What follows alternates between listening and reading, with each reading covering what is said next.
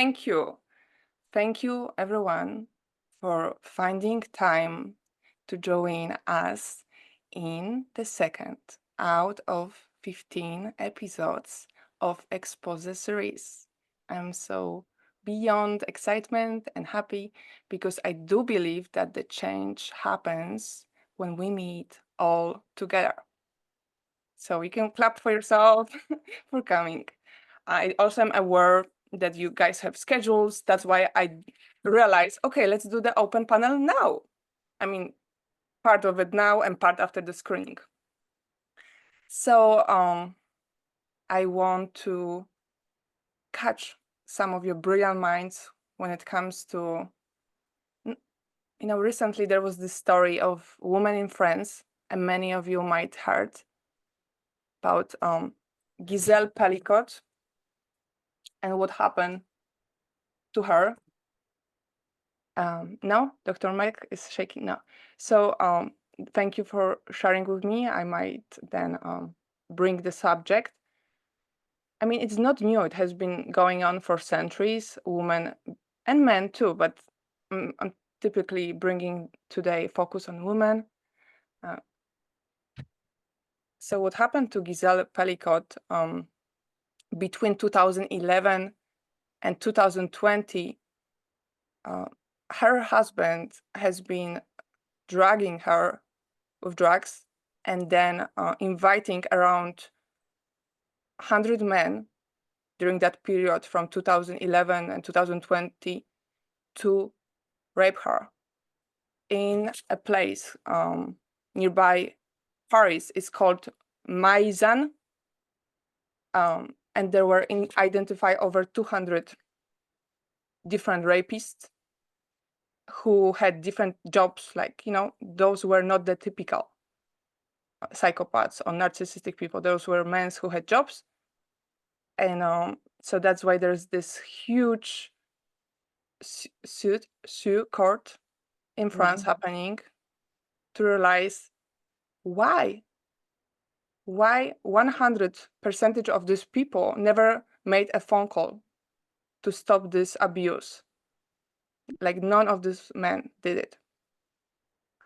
And I'm looking down as I read this BBC paper, what the public is saying about it. And one of them says about the topic, they say, I don't understand why the media are making such a big deal about it. It's because people like drama, gossip. Now there is my smile because that's why the cycle, some part of the continuation is because we tolerate it. And that's what today we gather to, because we want to hear what are your thoughts? What's happening for you? What do you perceive? Yeah, go. The BBC reported it as just a rape. When they very first reported it, it was just a rape. And so it came across as if the husband had just raped the wife. It was really badly presented. And then gradually the facts have been coming out. So I think that the reporting has been really sketchy. I mean, I'm on a cruise ship, so I'm just getting BBC World Service, but it's been really sketchy. And even my husband said there's a lot of press for one woman getting raped, and I was like, there's a lot more to this. And then of course I went looking on the internet, and that's how I found out. So, say something about that actually. I mean, just the languaging of just a rape. Just a husband raping his wife. And that's part of it. Like you're saying, there's the complicit nature of people to think that that's okay on some level. And that I think is part of what we need to eradicate. We need to understand that it's okay. We should be getting that kind of press for a rape. I mean, it's the damage it does to the person who's raped is extraordinary. It's just extraordinary.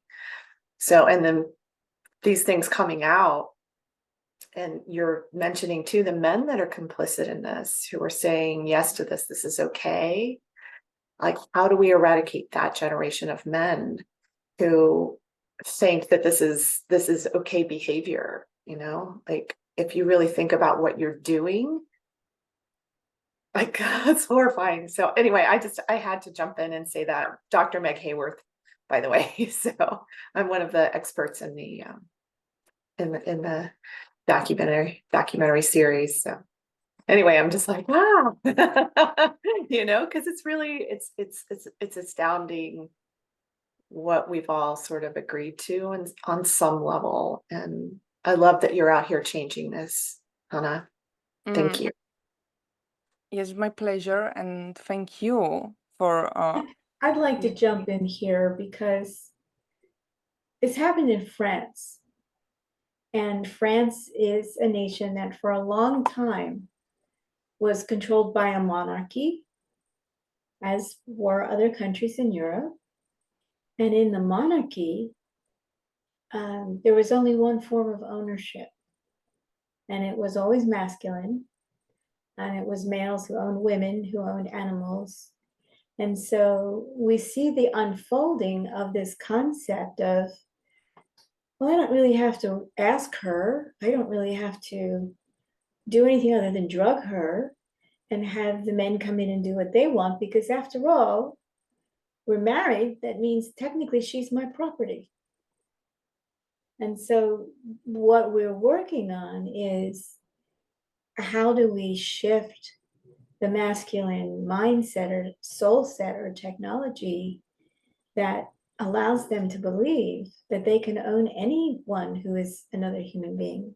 It's a very difficult pattern to break, but there are ways to go about it, and I think we've made a good start.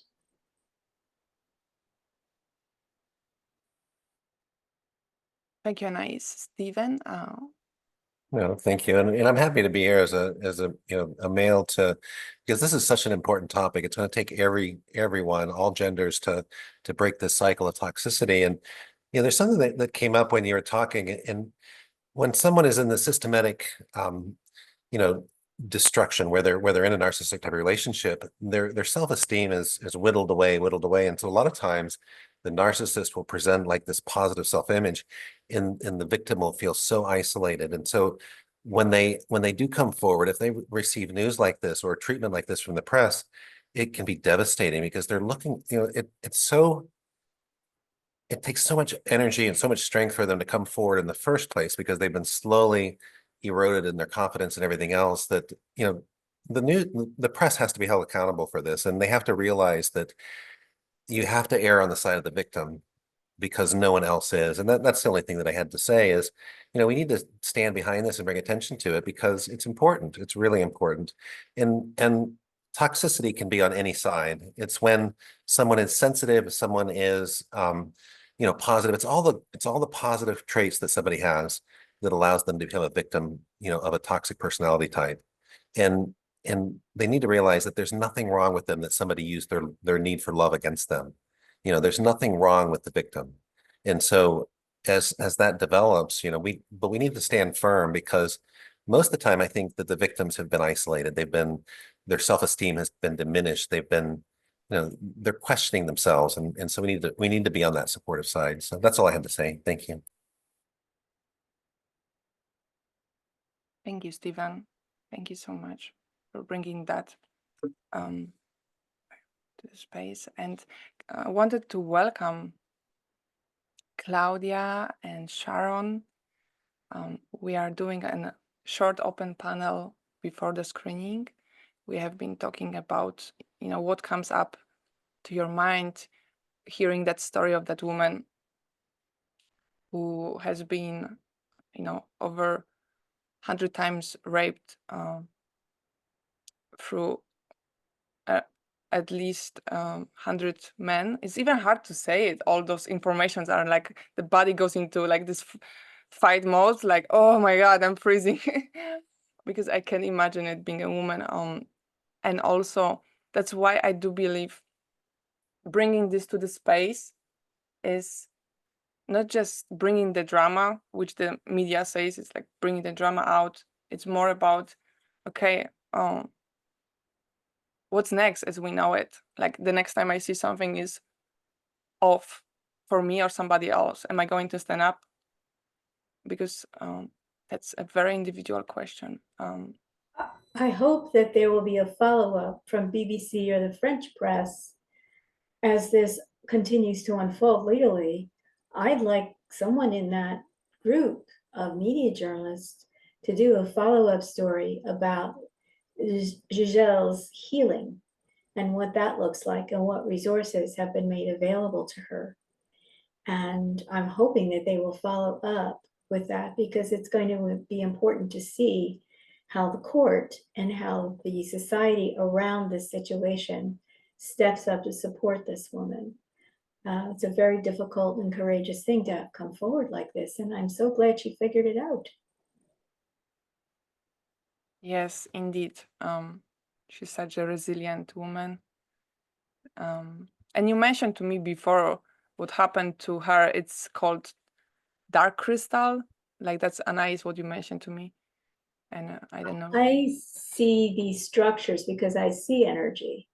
And so when I see an event like this, there's a formation literally of a crystal structure that included all of this male energy. And she was kind of entrapped within that dark crystal. And so I was quite astonished when, in following this, I saw that her husband actually confessed. He's like, that was quite shocking, because that was a moment of accountability that I almost didn't expect. But I don't know with that many people involved how successful he would have been in continuing to deny it.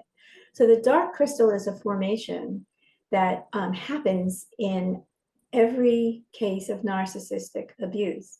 It's a question of how big that is. It's a question of how deeply that dark crystal as an energy form penetrates what becomes named the victim, the target of the activity. And then energetically, how do we as a collective break open each one of those individual crystals to make sure that someone gets out, that they not only survive, we hope, but they also can be reconnected out of that structure into an opportunity that is structured that allows them to thrive.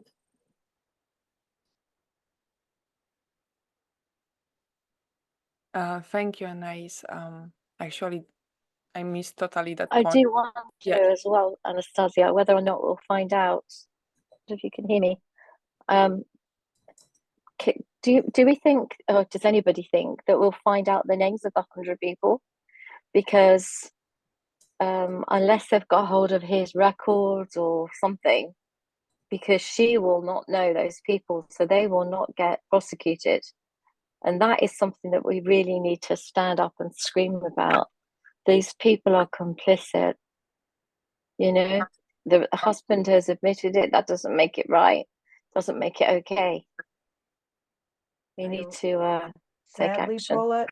Sadly, Paulette, I don't think we're going to know the names of those 100 people, because I hope that we will, but at the same time, I don't think there's enough people that have reached the point of see something, say something, hear something, say something.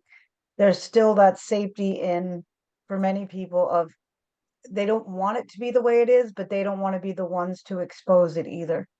So I think we're still somewhat trapped in that dynamic. And I just wanted to add to something that Steve had said. As somebody that was was married to a narcissist and was verbally, financially, and emotionally abused by him, and physically abused only twice because he knew better, I guess, for lack of a better way to say it. But I will say this, he did very much so keep me isolated. Before I had met him, I was a very outgoing, very confident, very independent woman.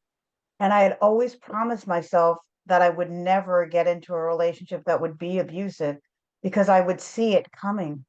But it was so insidious what he did and the way he went about it, that I didn't see it coming. And it took me years to forgive myself truly for having gotten into that relationship. And he did keep me isolated. He used our child as a pawn and told me that if I did start to speak up, that he would disappear with my son and I would never see my son again. And I believed him. And he knew that my son was my everything, that our son is my everything. So, but it once all the dust cleared and, my son is now of age, he's 20. So it's now that I can start speaking up for myself without the fear of negatively impacting my son's safety. Because I tolerated a lot more than I ever thought I would have, because it was the only way that I could protect my son. And that was the utmost of importance to me. So I do think that there's a lot of unspoken dynamic for the person or the people being abused within the toxic relationship. Because for me, it wasn't only about the abuse I was experiencing, it was the abuse my son was experiencing. And my ex was very dynamic. He's a very classic narcissist. He could get people to believe that he was something he wasn't. And I believed him, especially, this is not something I say all the time about myself because there's so much more to me. But having a physical disability, I knew that he was going to use that against me as far as me being a credible parent. And there was no way that I could take that risk, because then I knew that I'd be giving my son over to his abuser. And so when you're in that situation, you're forced to do things that you never think that you would ever do. And so that's why it's become even more important to me now that I'm no longer isolated and no longer trapped by the fear and the need to protect my son, that I can now speak up and make this part of my mission. So that's what I wanted to add. So thanks. Thank you, Sharon, for your contribution. And you're speaking for so many other women who are facing the same difficulties of trying to run away from that cycle, which it feels like it's never going to end. And I love how you mention how you were forced to do things you will never do, and being in that fight mode. And we're not designed to live this way. But I'm curious about Alexis. What are your thoughts? What comes up to you when we talk about Griselda Pellicott and just all what everyone shared? So I have to, I really, really agree with Dr. Meg. I think there's a broader issue here, and the broader issue isn't just is the fact that people are saying things like it's just a rape, or why is there so much press coverage on this rape, and irrespective of whether or not he was the husband, there should be a lot of press coverage about a rape, because the broader issue is society's perspective of rape needs to change, especially about women. So there's an actress, a really famous actress called Gabrielle Union, and she was on X Factor, and she was actually assaulted. I don't know if she was raped, but she was assaulted on set. And one of the first questions a policeman asked her was, "What were you wearing?" And so there's such a, I think the broader issue is why isn't there more press coverage? Why aren't people making a big deal about rape? And it doesn't have to be that the fact that there was so many people that were involved in the case, and I know there's so many intricacies about this horrific case, but that's the real issue. People look at it and they're like, "Oh, it's just a woman that was raped." No, that's a problem that needs to change. And every single form of abuse is so incredibly valid, but people look at it and they say, okay, well, no, they're in a relationship, and it doesn't matter. If something happens that is non-consensual, irrespective of what it is, and you are forced to do something that you don't want to do, whether it's emotional, physical, financial, whatever, and I know rape is a horrible form of that, then that is the broader issue. society's perspective of that needs to change, and we all need to step together to go, no, any form of that against anyone, woman, man, child, animal, etc., that is not okay. Oh, how funny. Thank you for the comments. That's my rant on it. Thank you, Alexis. I'm so glad you shared what was on your soul, and it just shifted some energy. I could feel like, yeah, just saying this is not okay. And I want to welcome Anna from Australia. Hello, Anna. Good to see you. What came up for you as you have been listening, Alexis? That you're muted, Anna. Oh, you know that, right? I'm not sure if Anae was before me. I'm not sure. Anae, were you before me? No? Okay. Alexis, thank you. Thank you, Anastasia, and hello to everybody.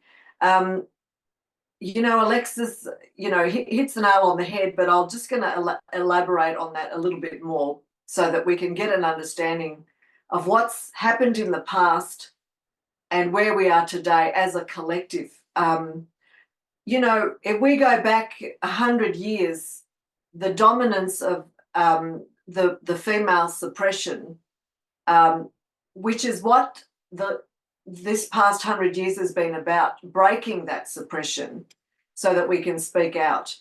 And the only time that, and how many times have we heard that when women don't want to speak out about it because they're ashamed because it's a male-dominated world, the judges are male. You know, let's not forget there is an establishment that has been set up by males that have set up the suppression for females over a long period of time. And I know a lot of you know what I'm talking about without going too deep into that part of it. But what we are, the only time women win is when they have voices speaking for them as a group, whether it be in a courtroom or whether it be reporting it at the police station. If you go as an individual, one person, you'll be shut down. Because it is not, they take orders, the police take orders, governments take orders.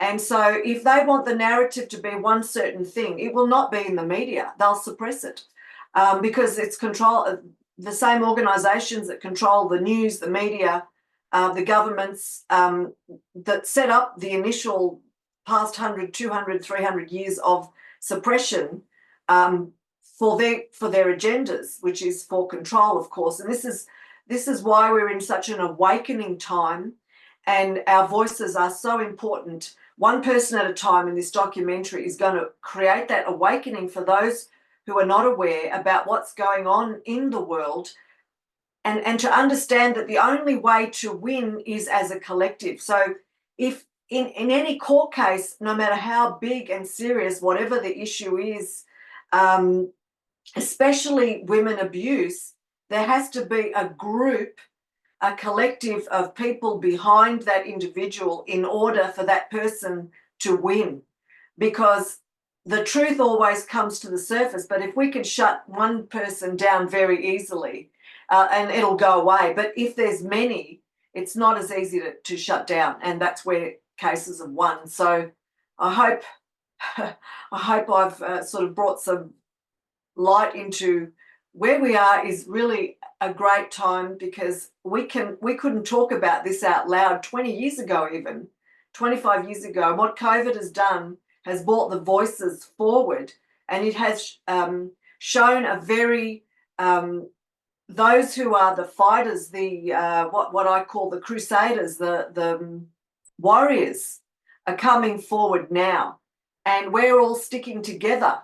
We're all being pulled in to stick together. It doesn't matter what the topic is. It's about truth and about fighting for what's right. Our sovereignty, everything is coming up now, and it's all related. And this is just one very, very important subject, because the people that we're fighting against are those that are the abusers, the narcissists, on a global scale. And this, what you're doing, Anastasia, with 88 voices, is just the beginning. And this is the butterfly effect. where it will roll out and expand with our voices way beyond to a much bigger scale than the voices that you've recorded. It's going to grow bigger because people will go, oh, well, that sounds like our government. Oh, that sounds like, you know, so this is, I'm so excited for you. And thank you for giving me time to express my viewpoint. Thank you. Thank you, everyone. Thank you. Thank you so much for sharing all of that. Anais, what came up for you? Well, there are things that we can all agree on. One is that it's systemic. And so I think that to elevate, take our energy and our awareness and really experience it as energy. Because then the energy of what this dynamic is, the energy of it can be exposed. That I think is critical. I mean, in the United States, we had the Me Too movement, which has been going on for quite a while. And in the Me Too movement, it was mostly highly visible women actresses who stepped forward to say, this happened to me while working in the film industry. That filtered down, which then made it so much more permissible for other women to come out and speak. The Me Too movement was the pointy edge of the wedge in the United States.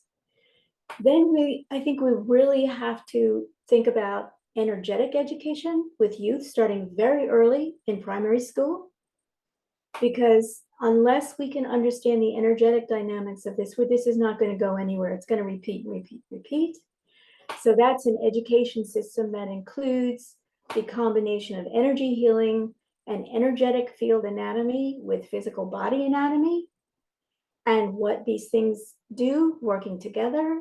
And this can be taught in school. I mean, this is not something that can't be taught, but I hope that the women who are our daughters now, what I call the third wave fireproof women, will be the teachers who bring this into the educational system. And at first it will probably start in private schools like Montessori schools, but it should become something that's ubiquitous from kindergarten on. And then I think what we have to do, what I chose to do when I wrote my book, The Living Spiral of Transformation, I waited until my sons were old enough, and then I have had very complete, candid conversations with them about this is what happened. I don't talk about this is who your father is. I say this is what happened. This is when it happened. These were the circumstances under which it happened. These were the results of this happening. But I needed to wait until they were past adolescence in order to create a safe frame of perspective for them to look at who this particular man was in their life and to have the context that he's not an isolated incident, that he's a pattern, that he's a mold, that he's like a cookie cutter of a certain kind of man. And for them to take the emotional responsibility through conversations in family about our family constellation, to be able to process that, because they need to be able to process that, and they can't process it if we are unwilling to tell them the truth. At a certain point in life, they no longer need to be protected from the truth. And I just wanted to make those 3 points. Thank you. Thank you, Anais. There is so much to process, and we are still before the documentary, but I feel like this is more important. I mean, this is really important what we are doing here, and I read Tricia comment. I would like to read it also to bring it to the space. I have a 13 years old son. I hope you don't mind, Tricia, me reading it. I have a 13 years old son, and the things he knows and hears already about sex and relationships is heartbreaking and backwards. I'm already having to correct and explain things I didn't want him to know were issues till much later in life. And then, yeah, Tricia mentions that boys' frontal lobes do not fully develop until the age of 25, so it's really hard trying to properly explain and teach a hormonal son right from wrong. we have to start somewhere, and that's my second question before we get to the screening. What are other ways which comes up for you to prevent to prevent all has been happening globally for centuries now? I feel like this is one of them we are doing now, just talking about it and energetically not agreeing. But here we go. I can see some hands up, and I saw Paulette was first, Anna was second. Alexis, thank you so much for joining, and we will be in touch. Thank you. Thank you. Bye. Love you. You are muted, Paulette. Oh, now perfect. Okay. Yeah. So, as sort of somebody who's been working with children, and a couple of the two families particularly that I'm thinking of, the children, 3 girls, they saw nothing wrong in what their father did because they were brought out by him. So as long as they got presents, then they were happy to turn a blind eye. And I hate to say it, but it's the way it was, the reality. But in the other family, there was one boy and he was broken. He had the worst eating disorder.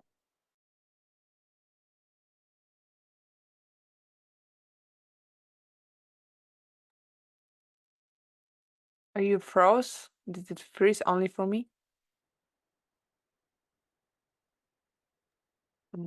She's frozen for everyone. Yeah. Okay. Well, Paulette, if you don't mind, you can try get in the room again if it's frozen, and I will let.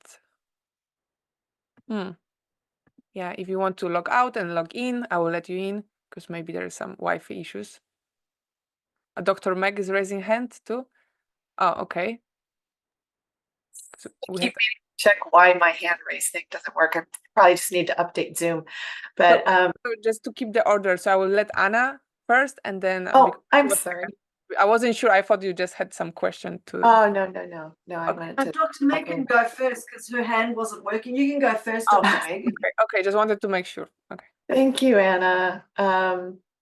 I really would love to see, the thing that I would love to see change is the early education, even in the school systems, where like in health classes, they talk about mental, emotional, physical, spiritual health, because all of it gets affected when you suffer from abuse. And you hear so many abusers say they didn't even know they were being abusive. Like, what are those things that indicate emotional abuse? Teaching people how to be more self-reflective, to look at their own behaviors, and doing that from a young age.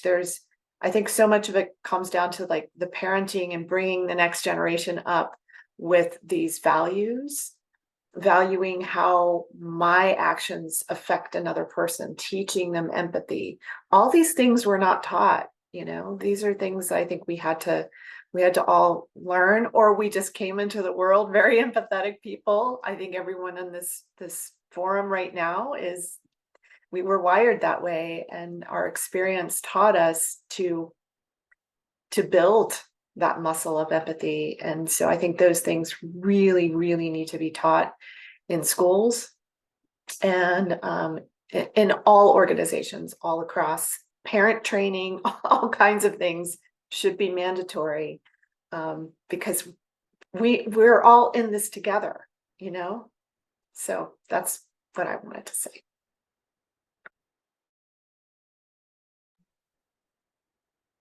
Thank you so much. And it's time for Anna. Paulette's back in the room. Paulette, did you want to finish off what you were saying?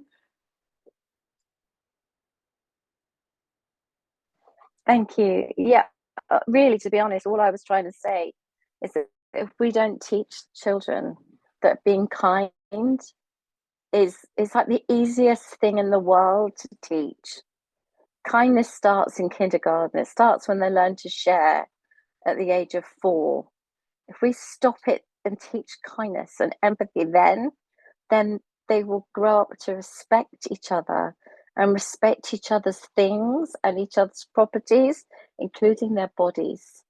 And until we learn to do that, I can't see us single-handedly fighting the fight as much as we want to. We've got to change things really early on. And that young lad, I got him to university and he's doing great and he's a sweetheart and he loves himself and he can look in the mirror and say, I'm a good lad, I'm a good boy, and I'm not going to be like my dad. So you know what? You can do it, but it's not easy, and it takes hours and hours of free FREE free therapy in order to get them there, and that isn't available to everybody. And that's the truth. That's the reality. For these children who witness these things, it plays in, it worries them, it scares them, and they're aware. We think they don't see it, but they do. And the children that I've worked with certainly have been damaged, not irreparably, but damaged. And we need to stop that, and we need to change it. We need to, for goodness sake, we need to look after ourselves and the humans, the females, the people that are persecuted. We need to look after everybody. I've certainly been witness to. So I think the change has to start very young. Thank you.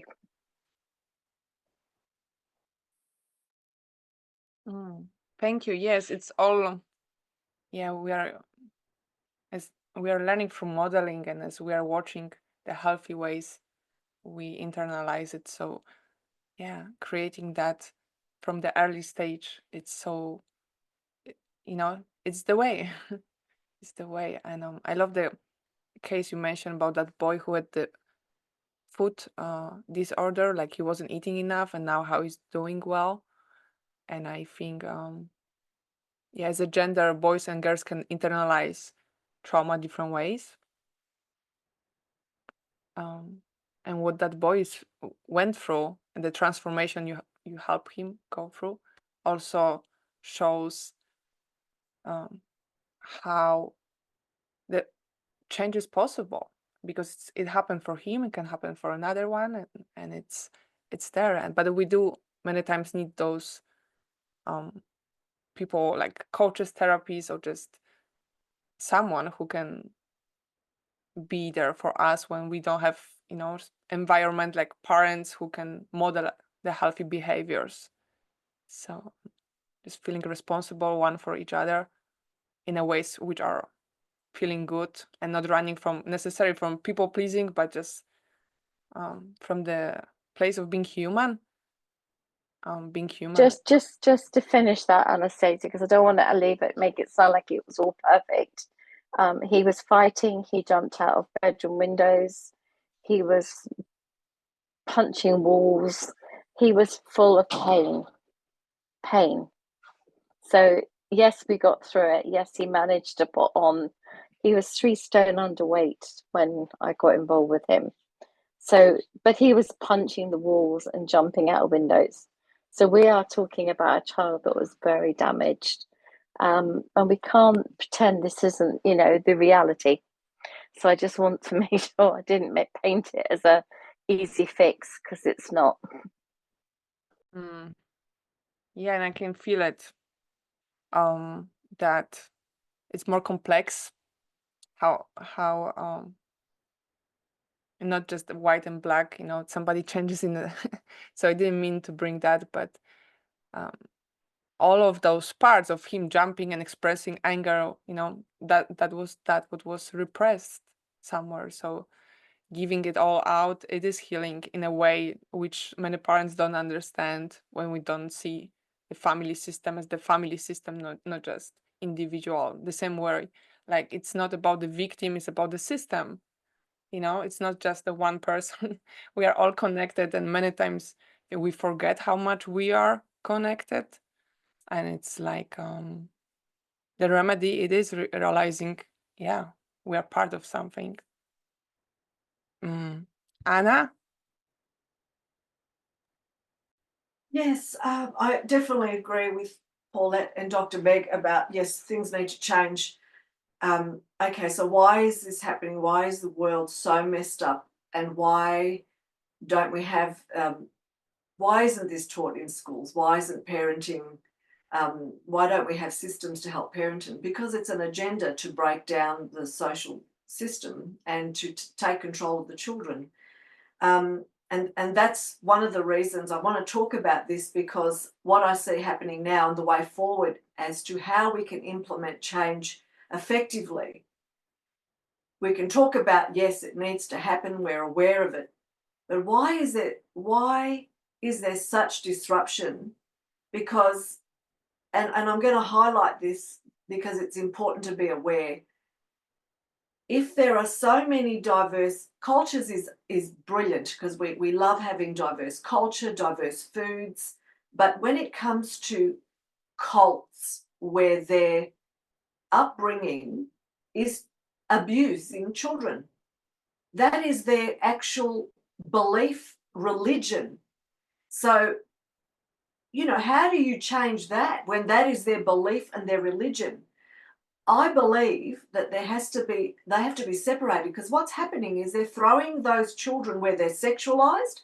And if you go into the foster care of children, they come out of homes where they have 15 siblings, and the children are sexualized, and they're placed into foster care homes. I've seen situations where it has broken up the family home, where parents are taking on foster care children.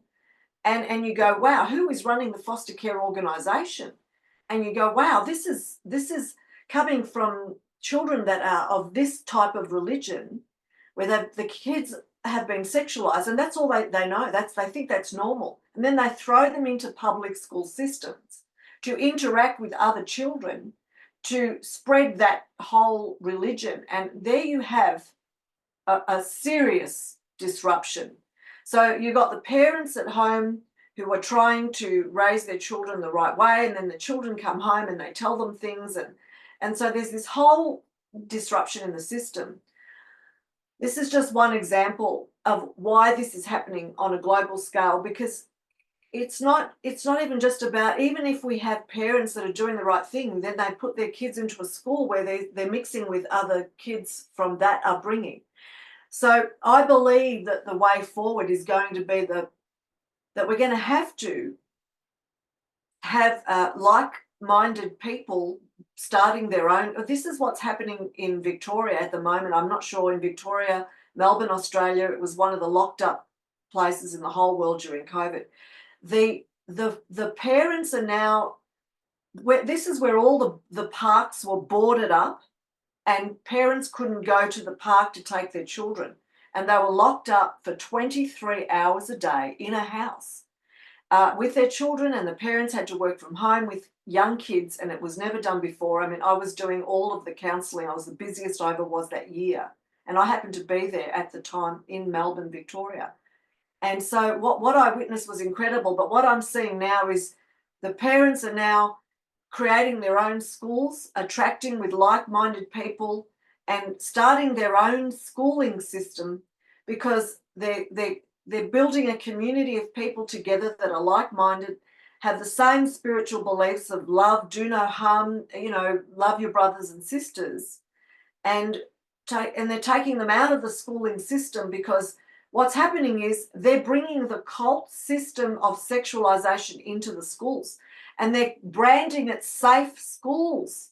And if you look up what safe schools mean, it is diabolical what they're doing, in what they're bringing into the education system.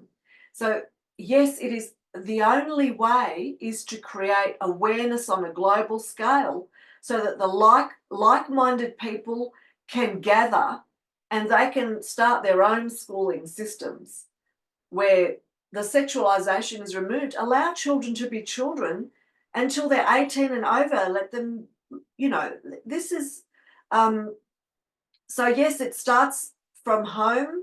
It starts from the parenting. And of course, there's going to be situations, exceptions where there's, if there's, drugs involved and there's a lot of trauma and pain from those people that are coming out just because they were born into those cults and religions and families, it doesn't mean that their spirit belongs in there, just like what Paulette was saying about that one child.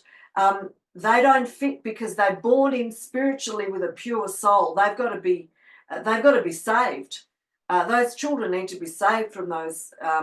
So we are. It's a big topic, and I think the awareness is the only way forward, because if we create mass awareness, and where to go for help for these people, and the schooling system, yes, it needs to change. The only way to change it is to start another school where we offer this, because changing that particular school with the powers that be and the people running that system, I mean, it's a huge organisation. They've been around a long time. We're going to have to start our own.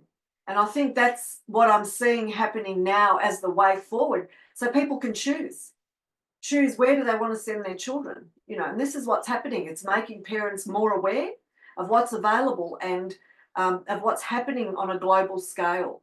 So I just wanted to bring the awareness. If anyone, does anyone agree or is aware of what's happening on a global, on a systemic scale like that, where you've got the cults and religions that believe that that is the way they have to raise their children. They're traumatized, and some of those children become exactly the same. They become abusers, and the others are traumatized in agony and in pain because their spirit is pure. So this is what we're dealing with. Just wanted to share that. Thank you. It is huge. It's like some people say opening Pandora box, but I'm not sure of the word to use it right. But it is, as you mentioned, it is the child sex traffic. I actually wrote it down, but I wanted to. So I'm happy you mentioned that it's bigger. It has many facets. And even addiction to pornography, which makes people do things which they normally don't do, and then child sexual molestation. It's all somewhere, all connected, and it's bigger than I think we can still hold space for all of that here. We are, but it is important to add that as we can see it, we can name it, and there is a power in that, like just being able to see it as a structure. Tricia, and I also wanted to read, actually, Tricia is preparing to unmute herself. Oh, I wanted to read Anais' comment. That is the dark crystal in all its manifestation, and it begins with energy. Knowing the human 15 chakras energy field is essential.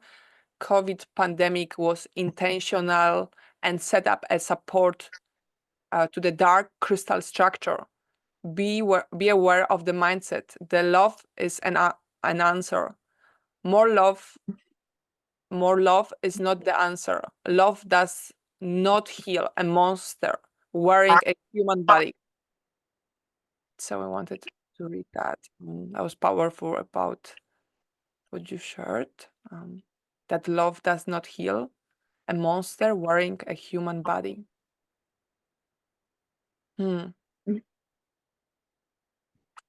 Yeah. It's like it's so deep, I need to think about it. But Tricia. Hey guys, I'm sorry. I sound like a frog. I'm sick, so I'm in bed right now. But I wanted to jump on here. My son is, of course, he saw the abuse I went through. not the sexual or physical, but he saw the emotional, mental, and also felt the financial abuse that it caused. But I've had him in therapy off and on since he was 8 because of it. And more so this past year because he was getting bullied. And he goes to a very small private Christian school. And looking at like we've all been talking about, like the upbringing, the protection and stuff of kids, like I thought he was protected in this school because it was small and it was Christian.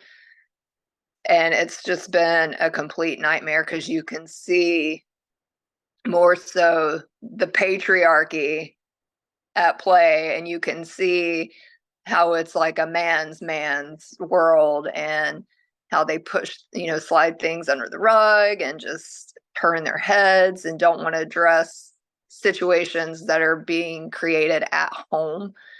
So there's been a ton of kids in my son's school in the past.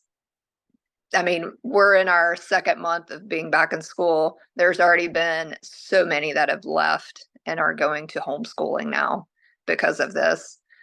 And thankfully, it's my son's last year. I wish I were able to homeschool, but I'm not.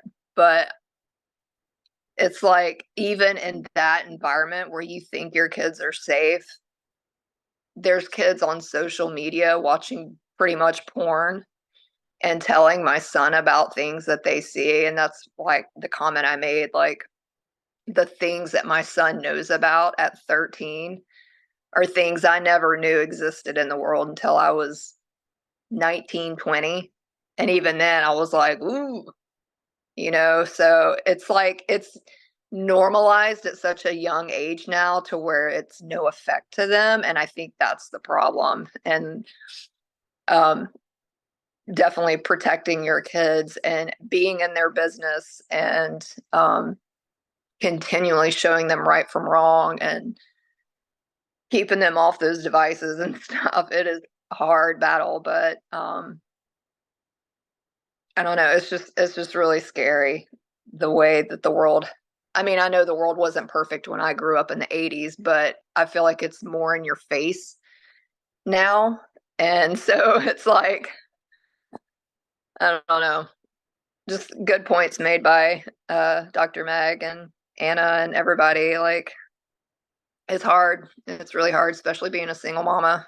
But even in the States now, in the city that I live in, last year, they sent out, it was called an I-9 form.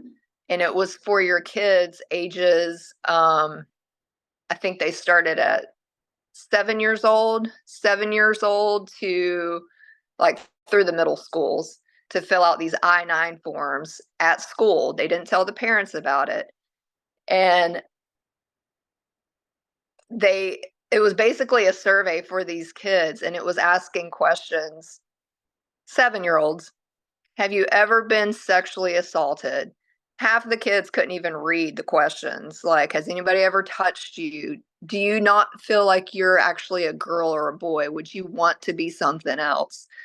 It was insane. And then when the parents found out about it, the school board had this huge like upheaval because all the parents showed up and were like freaking out because they were trying to keep it secret from the parents and telling these little kids who could barely read that they were going to provide counseling for children here that want to be a boy or a girl instead of what they were born as. And how they didn't have to tell their parents and that they would get support at school. And I mean, it's just a mess. Like, I feel like all of that is abuse in our school systems. And so it's been nasty here, like across the board, with reelecting school board officials and parents choosing not to send their kids back to school because of this stuff. And it is up to the parents. Like, you got to be involved, you got to be in their business, and you got to stay on top of things, because if you don't pay attention and protect your kids, the government will raise them and teach them to be exactly what they want them to be. So starts with us. Wow, thank you so much for bringing that, you know, what's happening not only to your son, but also other boys his age, what they are watching and how they think it's normal and how this is how it is. And then I imagine, meeting someone and expecting them to be a certain way and kind of being really brainwashed around that, around sexuality and around female male role in this world, because it's all about somewhere the control dynamics. And also Anais was asking, why would a school want to keep this secret? Tricia, where do you live? So I think you guys can, yeah. I'm in North Carolina. I don't know why they kept it secret.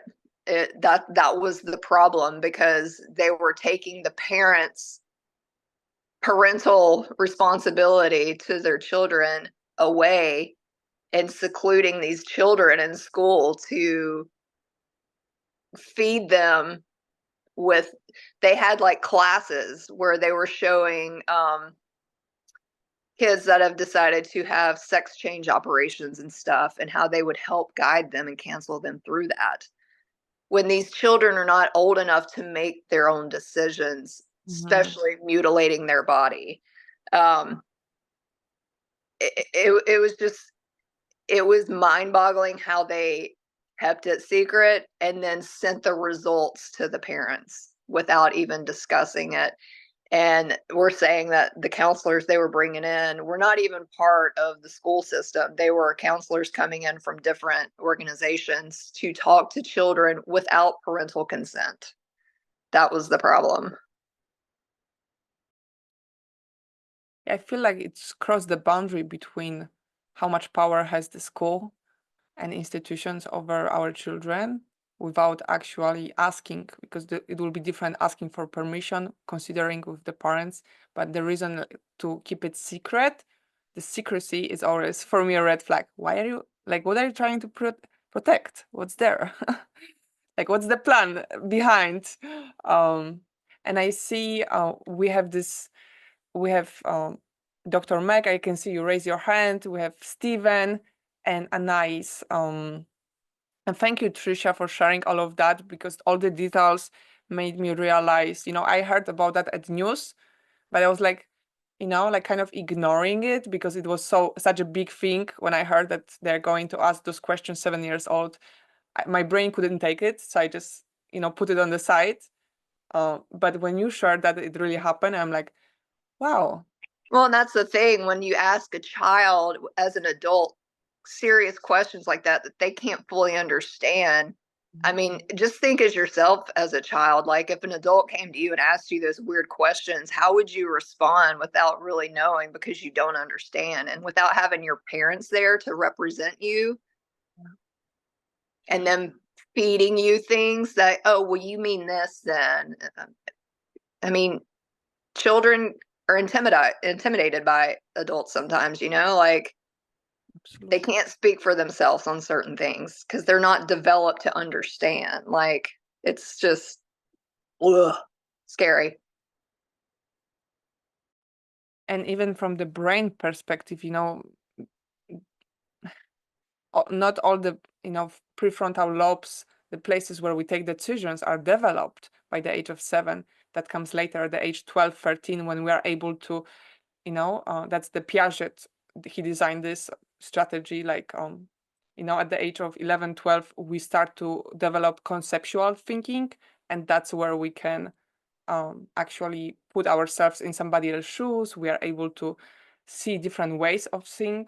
So let's be honest, asking a child of 7 years old who doesn't have those brain structures, actually, not even talking about what's appropriate and inappropriate, why we don't ask for permission, but from the psychological level, like me as a psychologist, I not really see you know, it makes me a little angry around like why would you do that? And just like you said, it's very vulnerable mind. Like, do you think this? Do you think that? Easy to influence. There is no identity yet, you know, like that's still being created. It's of course very individual. I'm generalizing, but you know, we have to bring those points out somewhere. And I see, I mean, whoever wants to go first, you can unmute yourself. It's okay. Wow. Okay, good. Is that Stephen? Yeah, I have to Okay, I go have to ahead, jump go off. ahead. I have to jump Go off ahead. quickly because I do have a meeting that started at 5. But I just wanted to share. I really appreciate what Dr. Meg had shared as far as the community, because what comes to mind is it's very difficult to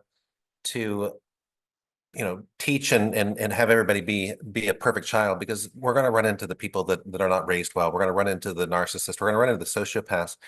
The best thing that we can teach is resilience. And what I like about what you're doing, Anastasia, is this concept of group discussion, because by talking about people's story, it normalizes the experience. And we realize that when people go through a difficult situation, it's not about them, right? It's there's common threads there, and it's the resilience that I think could be taught for children. Because one of the things that I think is true in this life is that pain is going to happen, but the suffering is how we frame it, how we choose to carry it forward.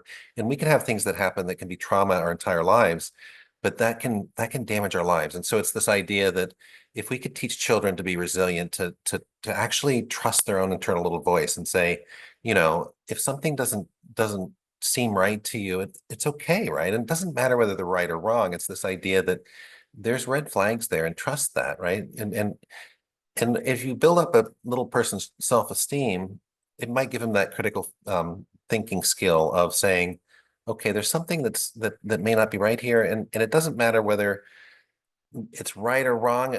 What's important is how I experience this, and whether I'm comfortable or not. And it's finding the tools, I think, to make them help them figure out what will work for them, right? Because it's not the same tool for everybody. It's not the same way they experience it. So what I wanted to just reinforce was this idea.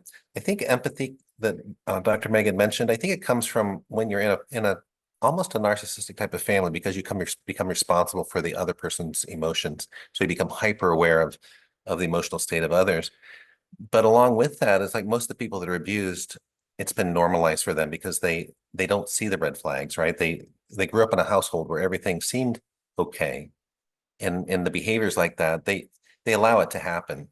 And so if we could teach children that they're worthy of kindness, they're worthy of respect, and when somebody violates that they need to question the beliefs that they carry of what is it that I believe about myself that would allow somebody to do this to me and for me to think it's okay. So it's almost like, instead of looking externally or looking internally and having that very hard critical voice, I don't know how to do it, but if we could turn that into a cheerleader and turn that into some sort of nurturing, kind, loving mechanism, what a wonderful thing that would be for the kids. So that's all I had. And I appreciate you all. I think what you're doing, Anastasia, is amazing, because this is going to touch the hearts of so many people that are still in that place of feeling small, of not knowing that they're worthy of love, and even questioning themselves. And I think that's the first question they should ask themselves is, you know what, I'm worthy of love. Each one of everybody's worthy of love. And it's this idea that, you first have to start loving yourself. So that's all I had. I'm sorry I have to run, but I'm going to watch the replay. Thank you, Stephen. All your impact and input was so powerful. Thank you for bringing you to the space and also being the representative for the male energy. Yay! Which we need more, the healthy masculinity. I love it. I love it. I love it. Thank you so much. It means a lot. Yes. And then I forgot I wanted to say something, but that's okay. We'll come back to me.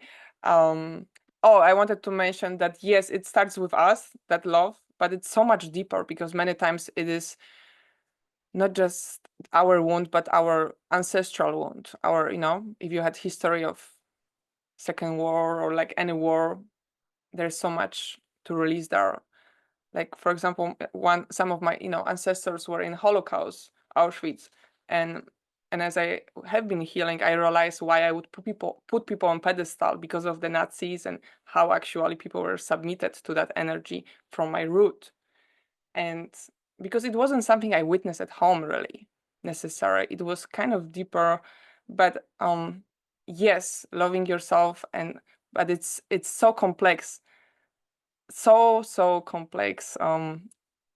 Yeah, but I love what you said in the same time. In the same time as I have another, deeper part in me who is like, there's more to that. There's more. Okay. Please, mic's open. Whoever wants to go next. Well, I do want to bring up the National Geographic documentary, Sugarcane. Oh.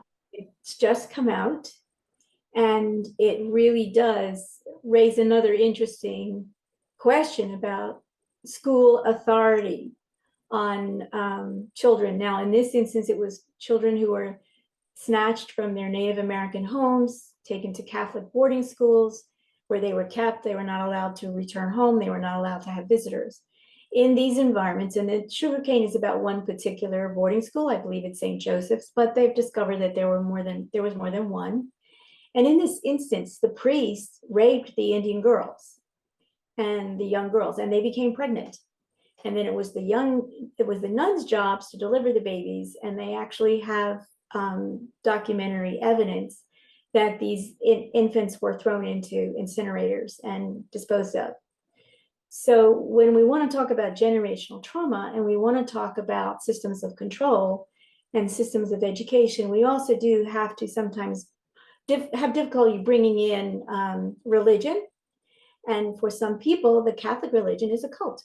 I've always viewed it as a death cult because they revere the crucified Christ rather than the risen Christ. Whereas the Eastern Orthodox Church worships the risen Christ. And this was something I learned when I traveled to Moscow, Russia, and had an opportunity to visit some Eastern Orthodox churches. But what I really want to share is we can't look away. It's when we look away, it's when it becomes so fearsome that our neurology becomes shocked. But I want to talk about children who have power and children who won't look away and children who will stand up. I will share with you that I had a mother who was quite powerful and abusive. And when I would displease her, she would shake. She had a cattails, 9 cattails sort of whip thing. And she would say to me, I'm gonna whip you now. And then one day I was 5-ish, and she said, okay, go upstairs, you're getting a spanking. And I was walking up the steps and I was in front of her and I said to her, well, could we use the hairbrush today? I'm really tired of the belt. That was me speaking from my place of power. Like, let me make you conscious of what you are about to do. And let me make you conscious that I have choice because I'm a human being. That was the last time that I was ever in that situation because I called her out.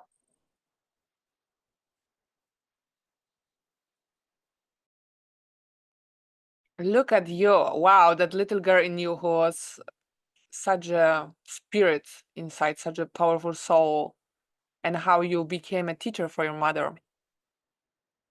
Very, very difficult relationship. And she found other ways to abuse me. Most of them then became emotional and betrayals. But I am very aware that I'm what I call a fireproof woman. And every time these distorted dark crystal energies have come at me from anywhere, I've done my matrix jujitsu moves and said, oh, no, you don't. And so that's what I'm really hoping that what Anastasia is doing here is creating the opportunity for those of us who have that quality of fierceness and really love ourselves, but also recognize how powerful we are, that we are coming together in community to switch this up so that it's not victim and victimizer. And so we're not under the illusion that love is going to solve the problem, because it isn't. Love will be part of solving the problem, but it's not the answer. Trust me on this.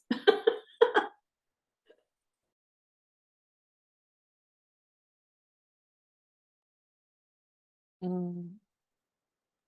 Thank you. And Anna, I think Dr. Meg, you go first because your hand was up for a while and I know it's not working. So you go first, okay? And then I'll go after you.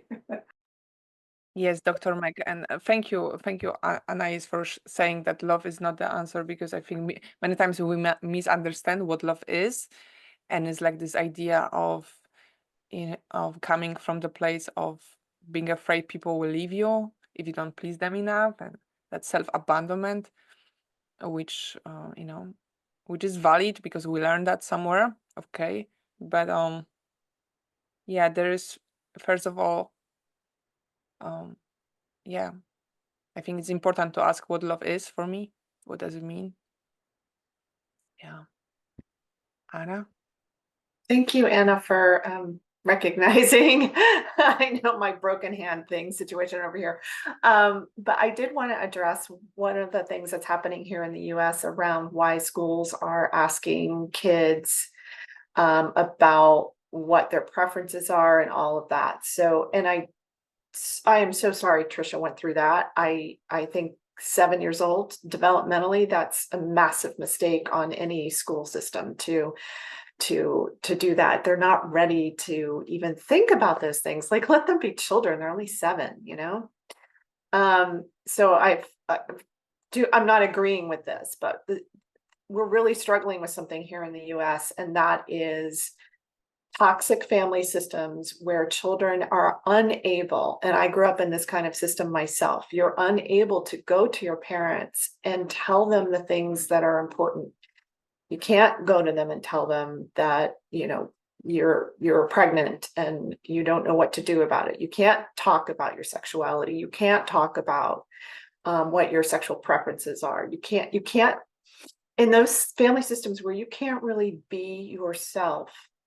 They're trying to give children a place where they can feel safe to come to somebody and talk about the things that matter to them, to talk about the things that are important. And I think they're overcompensating in that in many cases. Obviously, this is one of the places, you know, Trisha's example, it's over the top. It's like working too hard to try to feel safe that they have somebody they can come to. And but that's one of the things that they're trying to do here in the US and probably also in other countries. And I'm not defending it, in that I'm not defending what happened in Trisha's instance.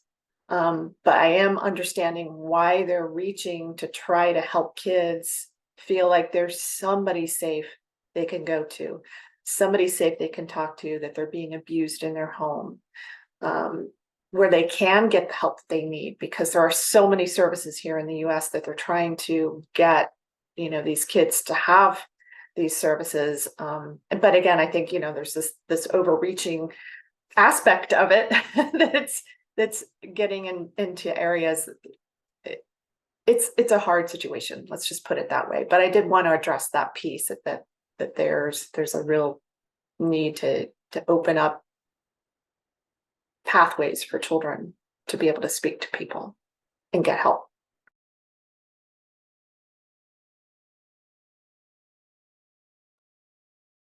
Thank you so much. Thank you so much, Dr. Meg, for that contribution and bringing the awareness, educating us on that. And Anna? Yes, just on that, thank you, Dr. Meg, and thank you, Anay. Just on that topic, it's very interesting. I saw a video of a transgender individual who stood up at a conference and said, I wasn't given a choice. I was manipulated into believing that I had to become transgender. He did so much research into the agenda of the pharmaceutical companies who are making billions of dollars on the medication for hormones for transgender. That is the agenda. So yes, we want to give voices and have a pathway for children who are born with the opposite brain, but in that body. Okay. and they need help if they're stuck in a home where parents don't recognise that that's the way they're born, and then they need assistance. But if the parents are, addressing the child's spirit and belief, and the child will show the parent, it's only a matter of time, but still they should be allowed to be children. So that there's an agenda we know, and that is pushing, and I'm going to talk about something that everybody needs to be aware of in a moment, but I just want to share an example of my friend who said to me, she was absolutely mortified. Her 2 daughters, 7 years of age, came home and said to her, "Mummy, do you have a dildo?" And they said, "Oh my," and so she said, my friend said to them, "Who told you that?" And she said, "The teacher. And you can put it here, and you can put it here." And this is what, so Australia's school system follows the US school system. And when you look into it further, you understand that our governments are a corporation entity. They are a false government, not elected by the people. The same in the US. And when you look at who is in charge of these corporations, it goes right up to the royal families. Okay, in England, these are corporations. So is there anyone here that hasn't got a birth certificate? Because if you have a birth certificate and your parents registered you, I can assure you they own your name, they own your children, your car, your house, and they can come at any time and take it. And this is why they do not need parents' permission at a school to do whatever they want with your children. They are coming for the children. And so here's what I have learnt, and I would like to bring awareness to all of you, that we are now able to remove ourselves from the birth certificate, birth registration, without impacting your life. And I am going through this process at the moment.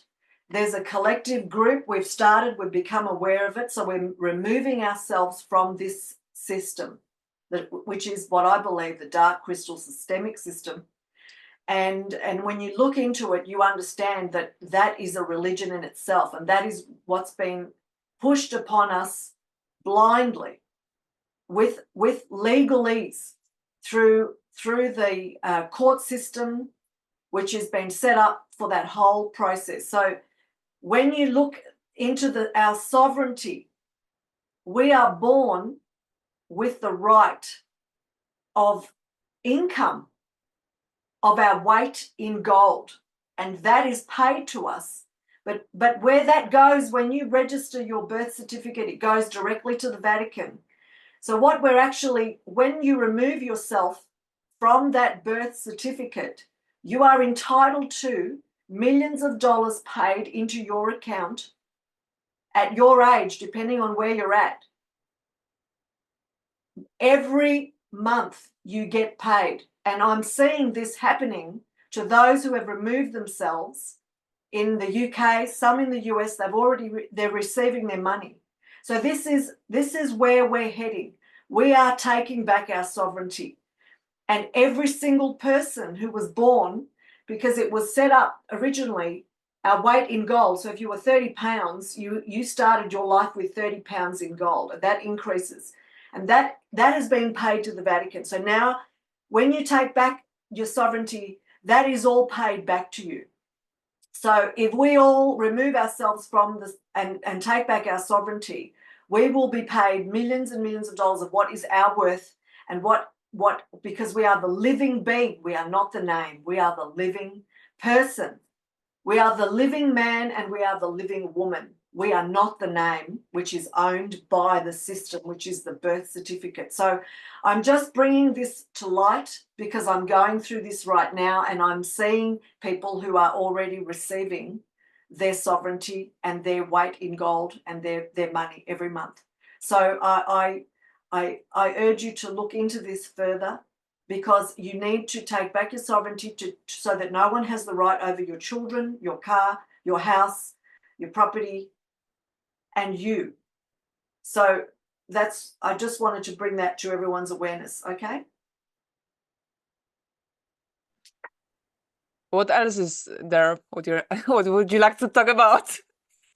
There's a lot more, but for another day. You know, we can organize something separate for that. I understand Yeah, the order. because yeah, we can organize something separate outside of this. But I think it's really important. I've been my guides are telling me to share this today so that I bring the awareness, because that's spread the good word, the truth.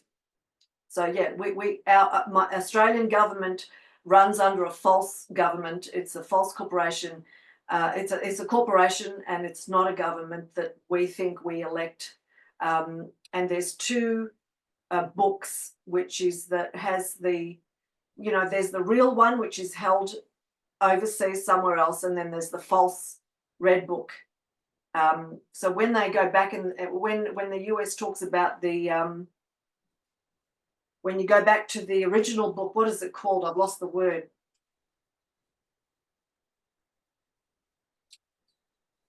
The book, you know, we have the Book of Rights where it's our sovereignty, and there's a special name for the book that everything is set up on. So the government uses a false one. And so there's a real one that was set up for our sovereignty. And it starts with C. I'm sorry, it'll come back to me when it comes to me. I'll tell you.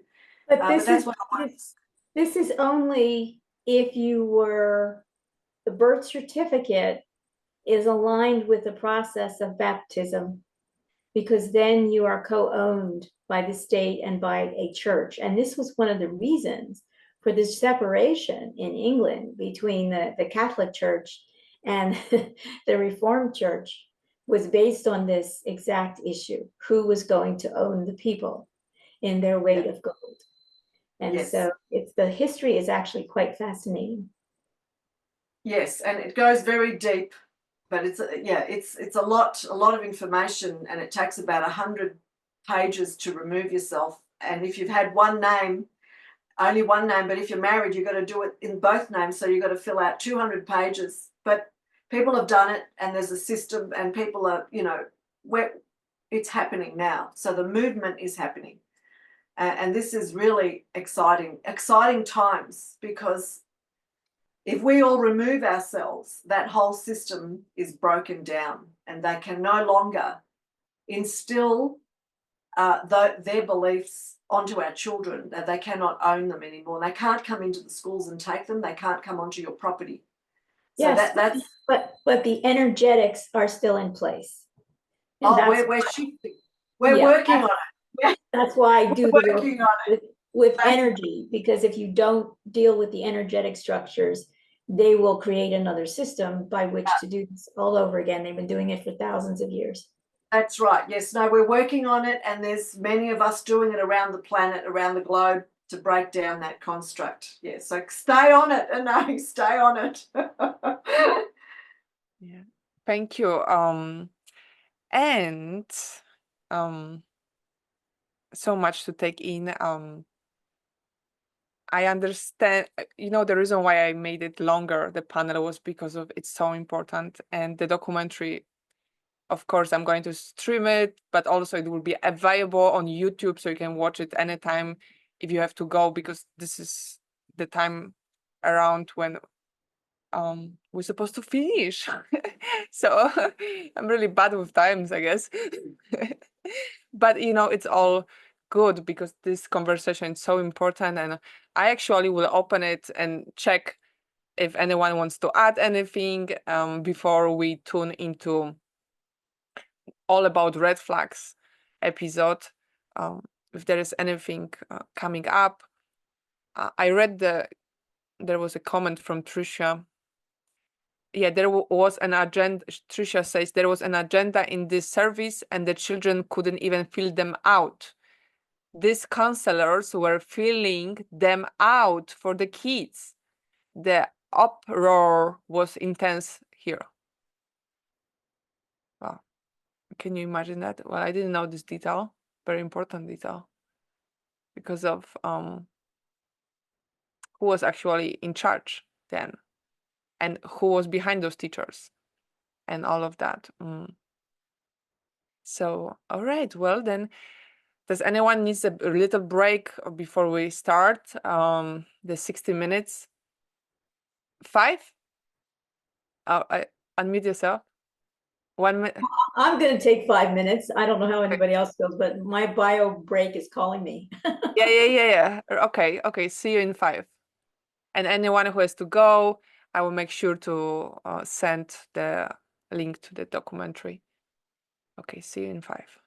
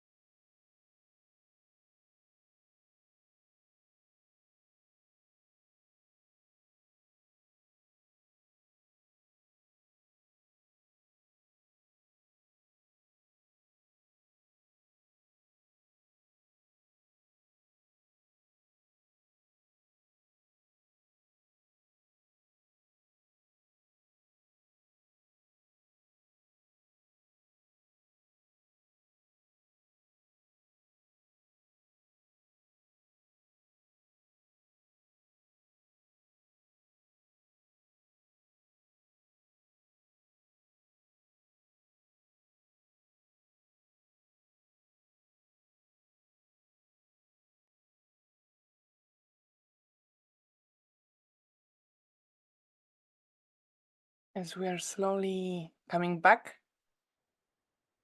I got my carrot juice to make me prettier, I guess. As you guys are enjoying lunch or watching us, I think we are still live on YouTube. I think so, but I would like to remind anyone who's watching that in case of getting triggered, you can apply something called a butterfly hug, which is simply you can either just tap right hand to your left arm, like tap slowly, not too hard, or you can do that with actually your hands touching your throat, a little space under your throat, and that's also can help the amygdala to release any cortisol and relax. And you are also welcome to message in the chat me to let me know that you are triggered and just want to create that space that you can walk away and that some things can come up, which even for me nowadays when I watch it, sometimes things are coming up, and it's a good news because there's more things to heal that are coming out from the Pandora box. So yeah, and this is the place to bring it up, and it's all welcome. And I want to hold the space for healing for all of us. Whatever our souls needs, I want to hold this. That said, let me share the sound and you all enjoy. Share computer sound.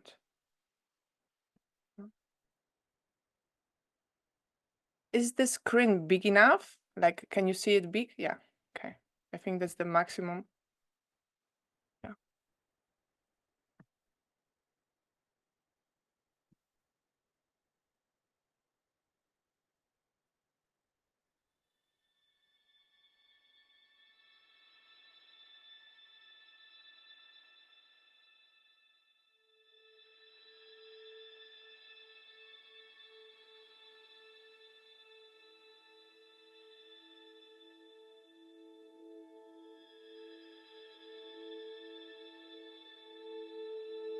This is not only a story of those 88 people, but this is a story of so many of us.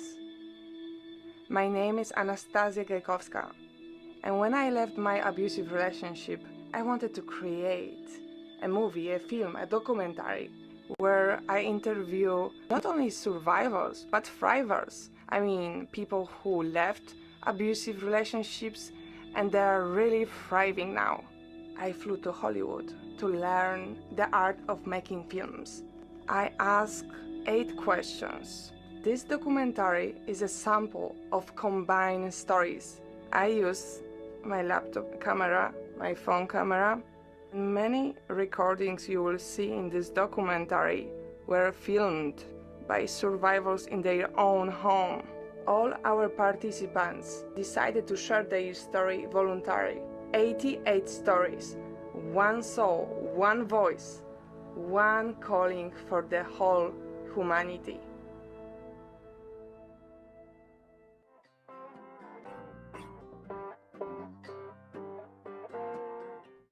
Hey, welcome back to our series on recognizing and addressing red flags in relationships. I'm so happy you are here. There's so many things you could be doing, but you are watching this documentary.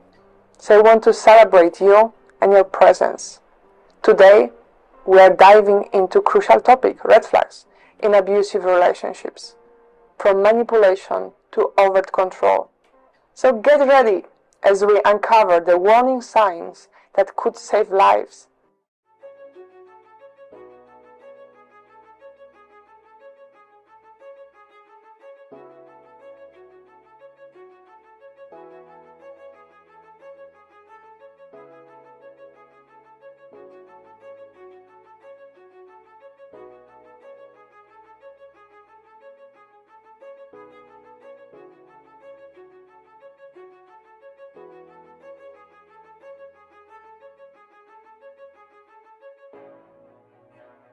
If you came from an alcoholic home, if you were emotionally neglected, if you suffered abandonment trauma that literally could be no other way, you were programmed to seek approval. You were programmed to manifest someone in your life that would exploit your trauma. It was destined because it's a program. It's what you give off. It's what you resonate with. It's not your fault. This is a cause and effect universe.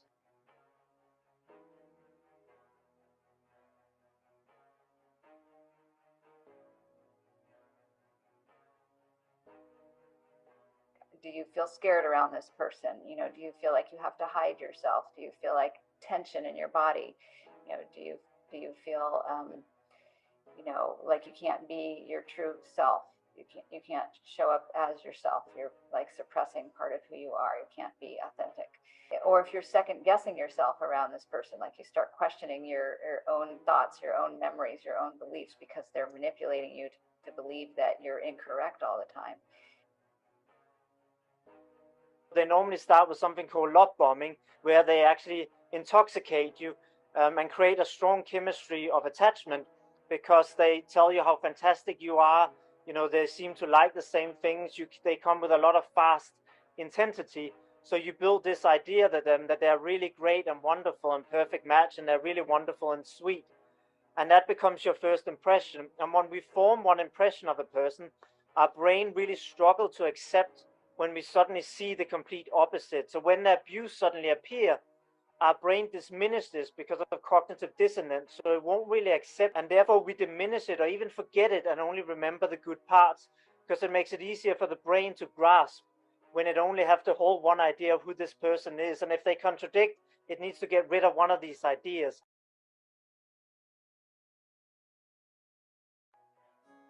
He promised me to give me a castle and a pony. I really wanted to plant a garden with him. I was able to tell her a couple things that I wanted. She proceeded to completely go on with like a love bombing stage. Everything that I said that I was wanting, she was literally becoming.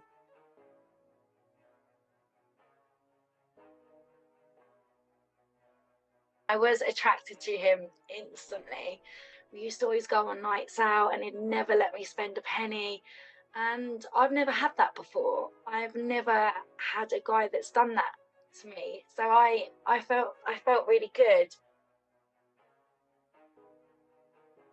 You're the love of my life, and it was a very it was that very quick, like, bonded. There was like I love yous very quickly in the relationship. If I was the queen of his world, so it made me feel special. I finally felt special, and I didn't look at it as being anything else but this person really loves me. Very romantic, very attentive in listening. He wanted to know me and was fascinated by me. So I was kind of, I don't think I've ever had that attention before. You know, I hadn't had male attention ever. And this man, you know, was coming with, you know, literally the white horse. He was anything that I wanted. And I can remember him saying now, he's like, what do you want? He gave me a lot of attention. And I really love that, obviously, because of my childhood. They make you feel like you're the most special person in the world. I mean, he was telling me I was the most beautiful woman he had ever met. Like we were soulmates. I can remember telling people, gosh, it's crazy. We don't fight. We agree upon everything. He's always there. He's always around. They learn to say the things that you want to hear and to tell you all the right things, that they love the things that you love, and you're just the best thing, and you're so beautiful and important. He pretended that he liked the same things that I did. That was that physical, just very raw attraction that I confused for something else. I was stripping and prostituting, and he kept frequently coming to place of establishment. He also knew some of the friends that I was staying with and hanging out with, and he was giving me attention. He was giving me, remember I told you, he was giving me that attention of, oh, well, this must be love. He must really be interested in me because, you know, he wants to have sex. And not for money. We got very close very quickly. I thought it was true love instantly. Know my life anymore, which at first was exciting and then it became scary. If I don't show up for this person, their life is at stake. Somebody doesn't love you that much, you know. I was put on a pedestal, and why did I think I deserved to be on a pedestal? But I fell for it. I did fall for that. Nobody could ever maintain that level of attention on another person. It's not healthy and it's not realistic. So that is the first red flag. That amount of attention, if somebody is that attentive and that pushy and the relationship moves that quickly, that should be a huge indicator that boundaries need to be put up, and see how they react to them, because probably they won't react well, and that'll be your first I guess, sign that you need to get out. Healthy people don't love bomb. So if you end up in a situation where you meet somebody and they immediately absorb your life with them or try to enmesh you into their life almost overnight, this is not normal and should be a giant red flag. Relationships are supposed to build over time and exposure with one another. And so you should be able to organically get to know somebody. It takes time. There's a process. And over a period of time, that relationship grows stronger and stronger.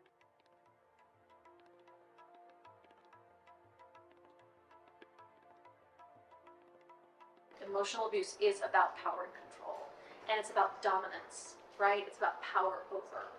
It could look like being told what to do all the time. He was not letting me do things that I used to do, like the things I love to do. I love to teach fitness. He wanted me to stay home, and then when I tried to go do at least grocery shopping, he's already asking me when I'm going back. And then he was preventing me to do the things I enjoy. I had a 6-month-old and I got pregnant. That was my life, is in the home watching kids. That was my role, and I'm not making money, so I should do whatever he says. You should do this and do this. You're not making money. Let me work then. Well, you're not making enough. You're not gonna make enough. You know, so it's always like belittle and that I am just an immigrant. There was the same controlling behavior that my mother displayed. My ex-partner, she was searching through my phone, going through all my text messages, going through my bags when I came home from a business trip, and yeah, it was really quite comical at the time. But now I see it for what it really was, and for what it really is just this intense need and desire to control everything about someone's life, and then really looking and trying to find something as evidence to show that you're the one who's wrong. He would tell me things like, "You'll never leave me. We made you what you are today. If it wasn't for me and my mother, you wouldn't be where you are, so don't even think about leaving."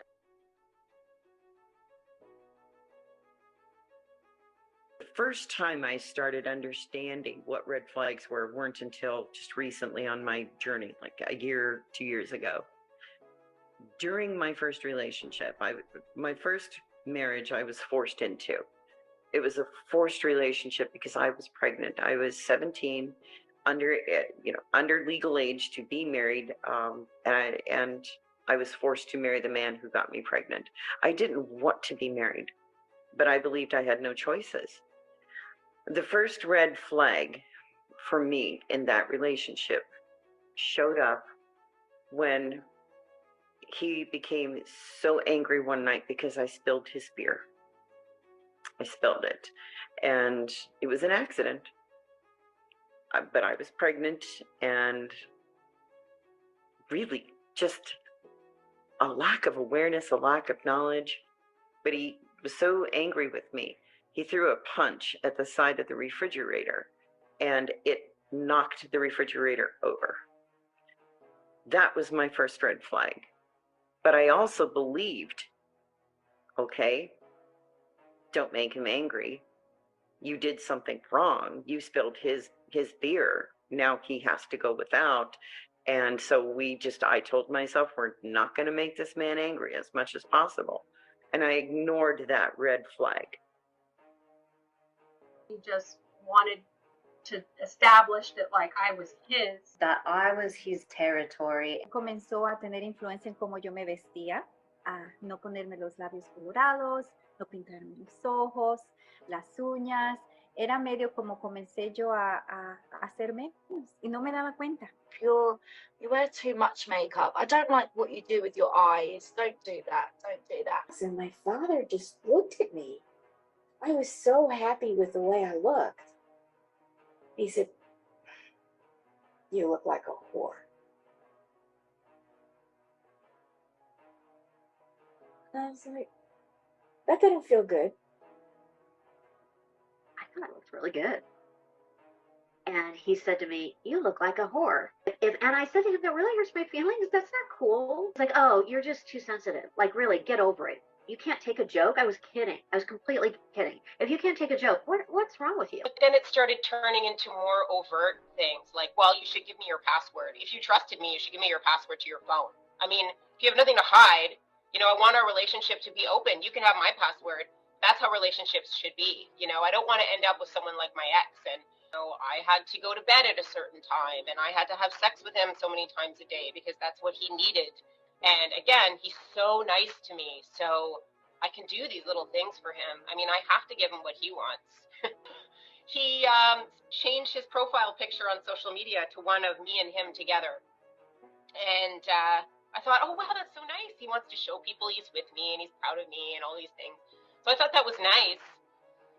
But then I got messages at work, text messages at work of him saying that he feels really hurt that I didn't change my profile picture to be of one of him and me, and that he can see now that I don't really care about him as much as he cares about me. And immediately I was like, oh my gosh, I don't want him to think that. I want him to know that I care about him. I thought it was weird, of course, but again, I just wanted him to still be as nice to me as he has been. Because it's so passive aggressive, it doesn't seem as bad as what it actually is. And those are some major signs that things are going to escalate. And when I was going home to take a shower to return back to work, he had changed the locks to the door. If you replace the word love with control, does it make more sense? If he was trying to control me, would all of these things make sense? And if the answer is, oh, yes, if he was trying to control me, then he would put me down. Because you go, if he loves me, why would he put me down? If he was trying to control me, why would he put me down? Oh, right, it's a form of control. The portrayal of him on social media did not match the conversations. And that was one of the ones that I did not listen to because I saw it. Because that's the reason I got in touch with him, because I went on social media and he was posting all these amazing things as if he was very spiritual. And, just what is in that pattern of behavior for them. But when I would have conversations, it was like, wait, that's not what you're saying. He would tell me things like, my ex, like he gave me the story about his ex-girlfriend cheating on him and how she was so suspicious and how she always kept her phone face down and she always blocked the banners on her phone. So when she got messages, he couldn't see who they were from and all these things. So I was like, oh, so maybe I should keep my phone face up and show my banner. You know what I mean? Like there's these little things that happened that now I realize he was trying to manipulate me into doing that, right? But then it started turning into more overt things like, well, you should give me your password. If you trusted me, you should give me your password to your phone. I mean, if you have nothing to hide, I want our relationship to be open. You can have my password. That's how relationships should be. I don't want to end up with someone like my ex. But he would show me text messages where she would bless him out all day at work and keep texting him, bothering him at work. And he would read me his responses. And I was like, yeah, they were horrible. Of course, what she was saying was horrible too. But it was like, he made it out to be like it was a game where unless she was spending her day destroying his day, she wasn't happy. And I kept telling him, like, just don't respond. Just don't respond. She's winning because she's getting a reaction out of you. It was the other way around. He was the one harassing her all day because he was initiating it, not the other way around. He would say, tell me good things about me. He would hide behind having ADHD as a way to forget, but then the stories were constantly changing. He also had a brain injury when he was 16. He would use his brain injury as a scapegoat. He could be yelling at me, calling me names, and he could get on the phone with someone and be totally calm. And I even got to this place when I was apologizing for things I knew had nothing to do with me. It's all about me, and in a way, it's my fault, probably. If I'm going to fix myself and be perfect, things are going to be good. And I suggested counseling, and he said, something's wrong with you. You're the one who has the problem, not me. Was the blaming, the full on, like, it's all you. I'm a great human being. I'm wonderful. And you are a traumatized little child, and you need to go heal yourself. And that's where I definitely abandoned myself, because it was very apparent. Like, my insides were telling me that's not true. That's not true. But I continued to do that. Anytime I did speak up, he would flip the switch and turn into a completely different person and start screaming and yelling at me and flip the whole story around and make it my fault and that I was crazy. I was making it up. That didn't happen. I never said that. Or I deserved it. Or I made him do that. Instead of just saying, I'm sorry that I made you feel that way. I should have listened, or I should have been there for you, or I should have been open with you. There was never any accountability. It was always somebody else's fault. It's blame shifting. It's blaming the person for something that they didn't do, that the narcissist actually did. One of the most dangerous parts of them is that they don't have empathy. And I've been a victim of narcissistic abuse myself. And when you are in front of somebody who has no empathy, they're looking for people, literally looking for people that do have empathy so they can plug into them and use their empathy, basically, because a narcissist will see the person as an extension of them. So if you're in a relationship with a narcissist and you're their girlfriend or wife, you are an extension of them. If you're the child of a narcissist, you're an extension of them. They don't see you as a separate, autonomous being who has their own life and their own aspirations and their own ideas of things. So if you deviate from what they want for you, it's a real problem. Isolation, like starting to move you away from your friends and family members, because at the end of the day, the reason they're doing it is because they don't want their friends and family members influencing you away from the person who's trying to control you. I started becoming a lot more isolated from my friends and stuff. My friends were gone. And they were like, you need to just finish it. You need to just get rid of him. So I didn't have people to talk to. I was also told who my friends should be. How I couldn't speak to anyone else. Ninguna de mis amigas le caían bien. My family saw this before me. But my friends were making the odd comment. You're a different person. You're not the person that we know. You're not the person that we love. Why are you still talking to this person? To the point where, like, I secretly had them in my life. I pretended that everything was all right. And yes, I've got the perfect partner. No, he treats me so well. And so that's not so easy to get out of, because we're in denial. We no longer trust our instincts. We no longer trust the way we feel. We've ended up defending the narcissist to our friends. We're like, you're losing yourself, girl. And the narcissist has convinced us that if our friends talk to us that way, we need to cut them out of our lives because they're jealous of our relationship, or they're trying to get in between us. And so now I push my friends away and I end up defending the narcissist. So I'm just getting lower and lower and lower.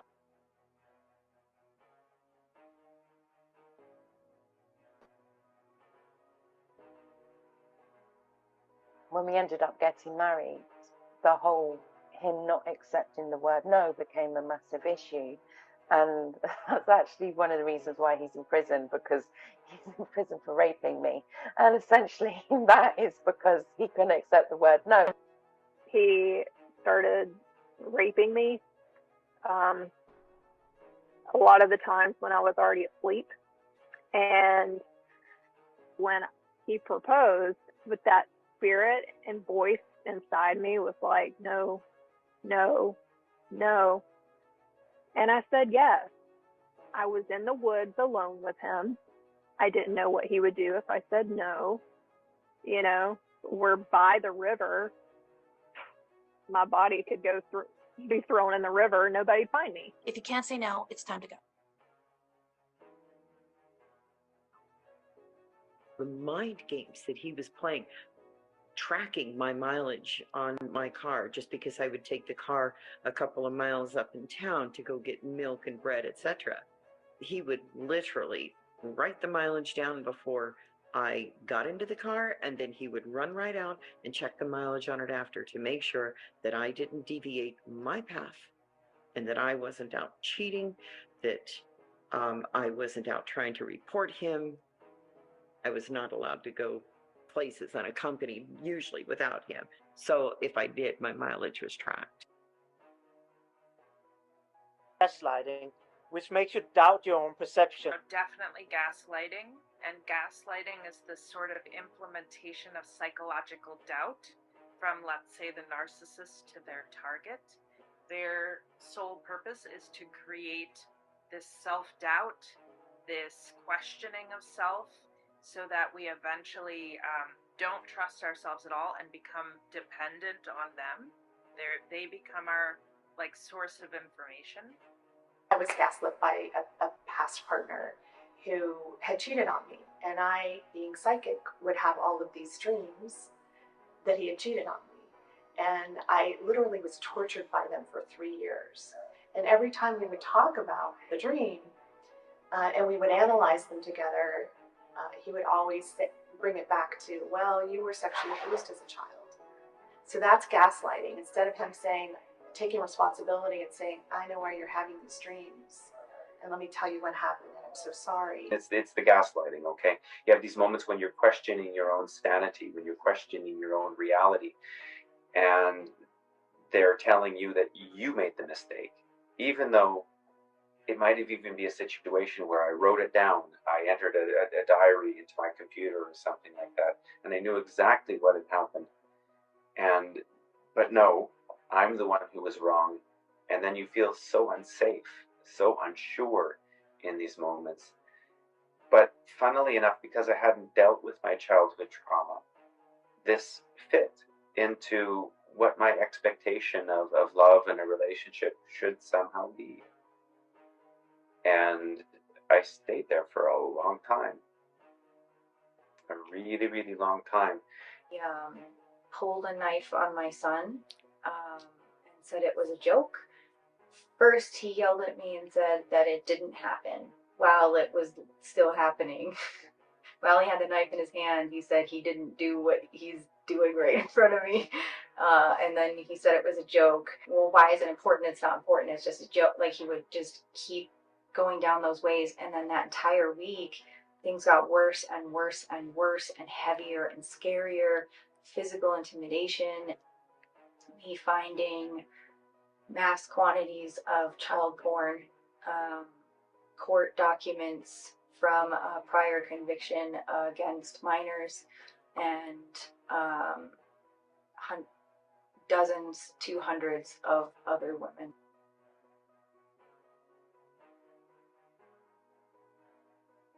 I would have thought that everything in our life was perfect. I knew that I knew that, I would often cry before I walked in the house. Like, how am I going to walk in this house? I knew that I often thought he was lying to me, but that's just me being me. I'm just being silly. It's, if I had better confidence or I had whatever, I wouldn't feel that way. I knew that there were just, you know, the yelling, the screaming, you know, laundry being thrown on the floor because I didn't fold the towels the right way. Valentine's Day, where he threw me against a wall and spit in my face. All of those things, even happening, I would not have identified as abuse because he's just, you know, he's never had a good life. And nobody's ever loved him, and I'm going to fix it. He was trying to put himself like a doctor on pedestal, that he knows me better than I know myself. And he literally said that many times, that, oh, I know you better than you know yourself. He also would say that, oh, I'm not really maybe famous, coach, but I am so famous in your world.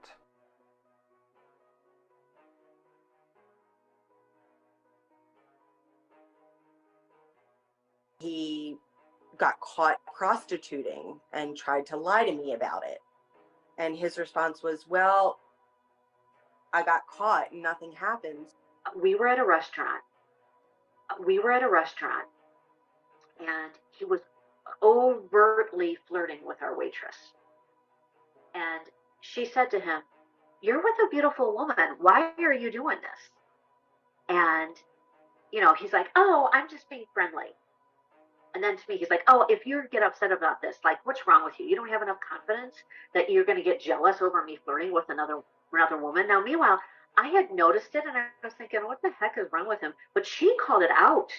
And you know what she did? She, because we were registered at the hotel, and it was my name, and she, you know, so she knew what number, she looked at my address, and she wrote me a note.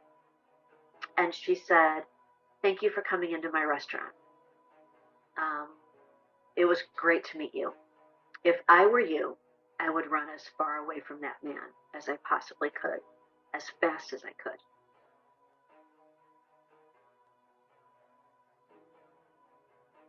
Abusers think that you know, they're above it all, right? That they're like this upper echelon, that no one can touch them, and they're so great. But they're all following the same playbook. I mean, they're so mediocre in how they present themselves consistently to the world that if, as survivors, we just started talking about it, we would create a sisterhood that would recognize, identify, shine a spotlight on these fools, that no one would go near them. But abusers have a really good habit, a really good way of presenting themselves to the outside world that is far different from the reality of who they are. So what does that look like? Well, sweet pea, no one can ever love me like you love me. I never had a good marriage. She was crazy. My parents didn't love me. My parents always picked my siblings over me. My parents don't even come now to my kids' functions. I don't really get along with anybody at work. No one likes me because I work so hard, and they're jealous of me that I work so hard. So no one really likes me. I need you. I need you because you love me, right? So I really did sympathize for him. I got it. I understood it. Another tactic is projection. So somebody that, you know, has a narcissistic personality disorder, and of course, again, I use that as a spectrum, really is unaware of their own emotional worlds. And there's many, many parts of themselves that they despise. And they will often project it onto their victim or their target and then attack.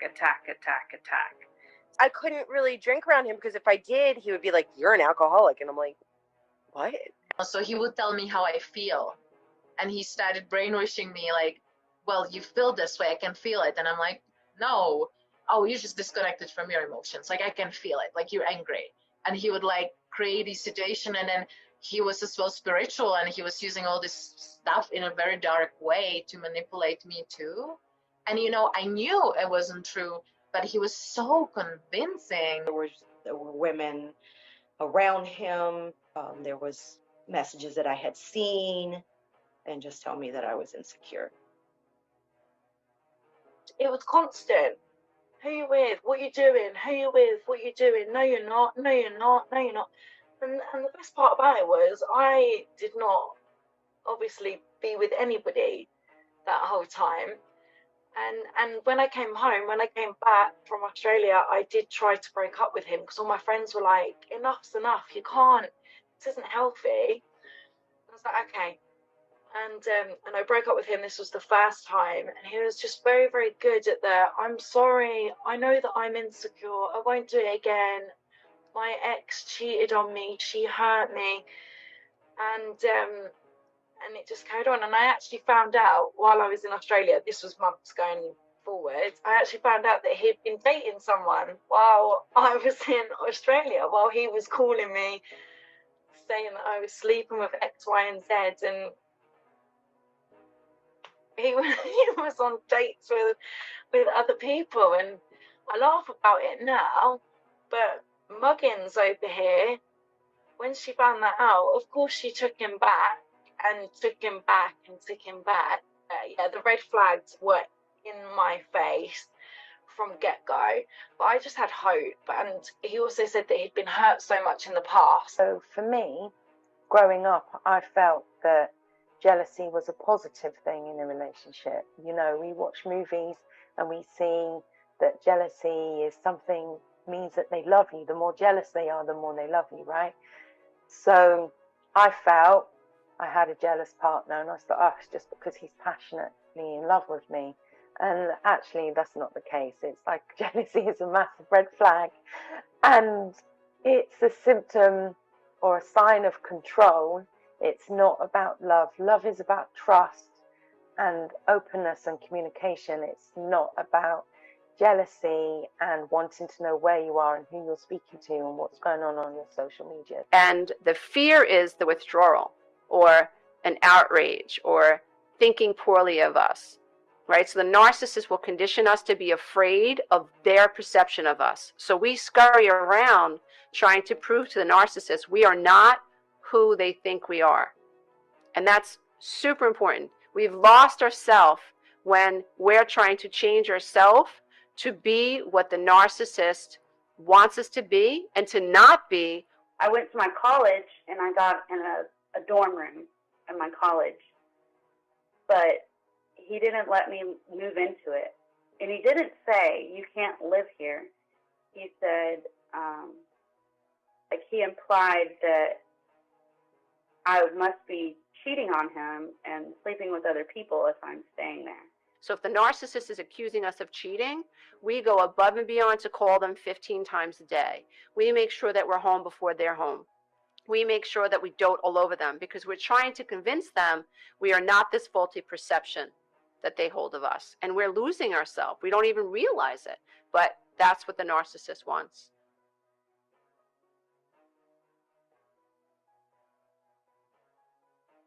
It was always like, I like this about you because my ex never did that. So from there, it escalated.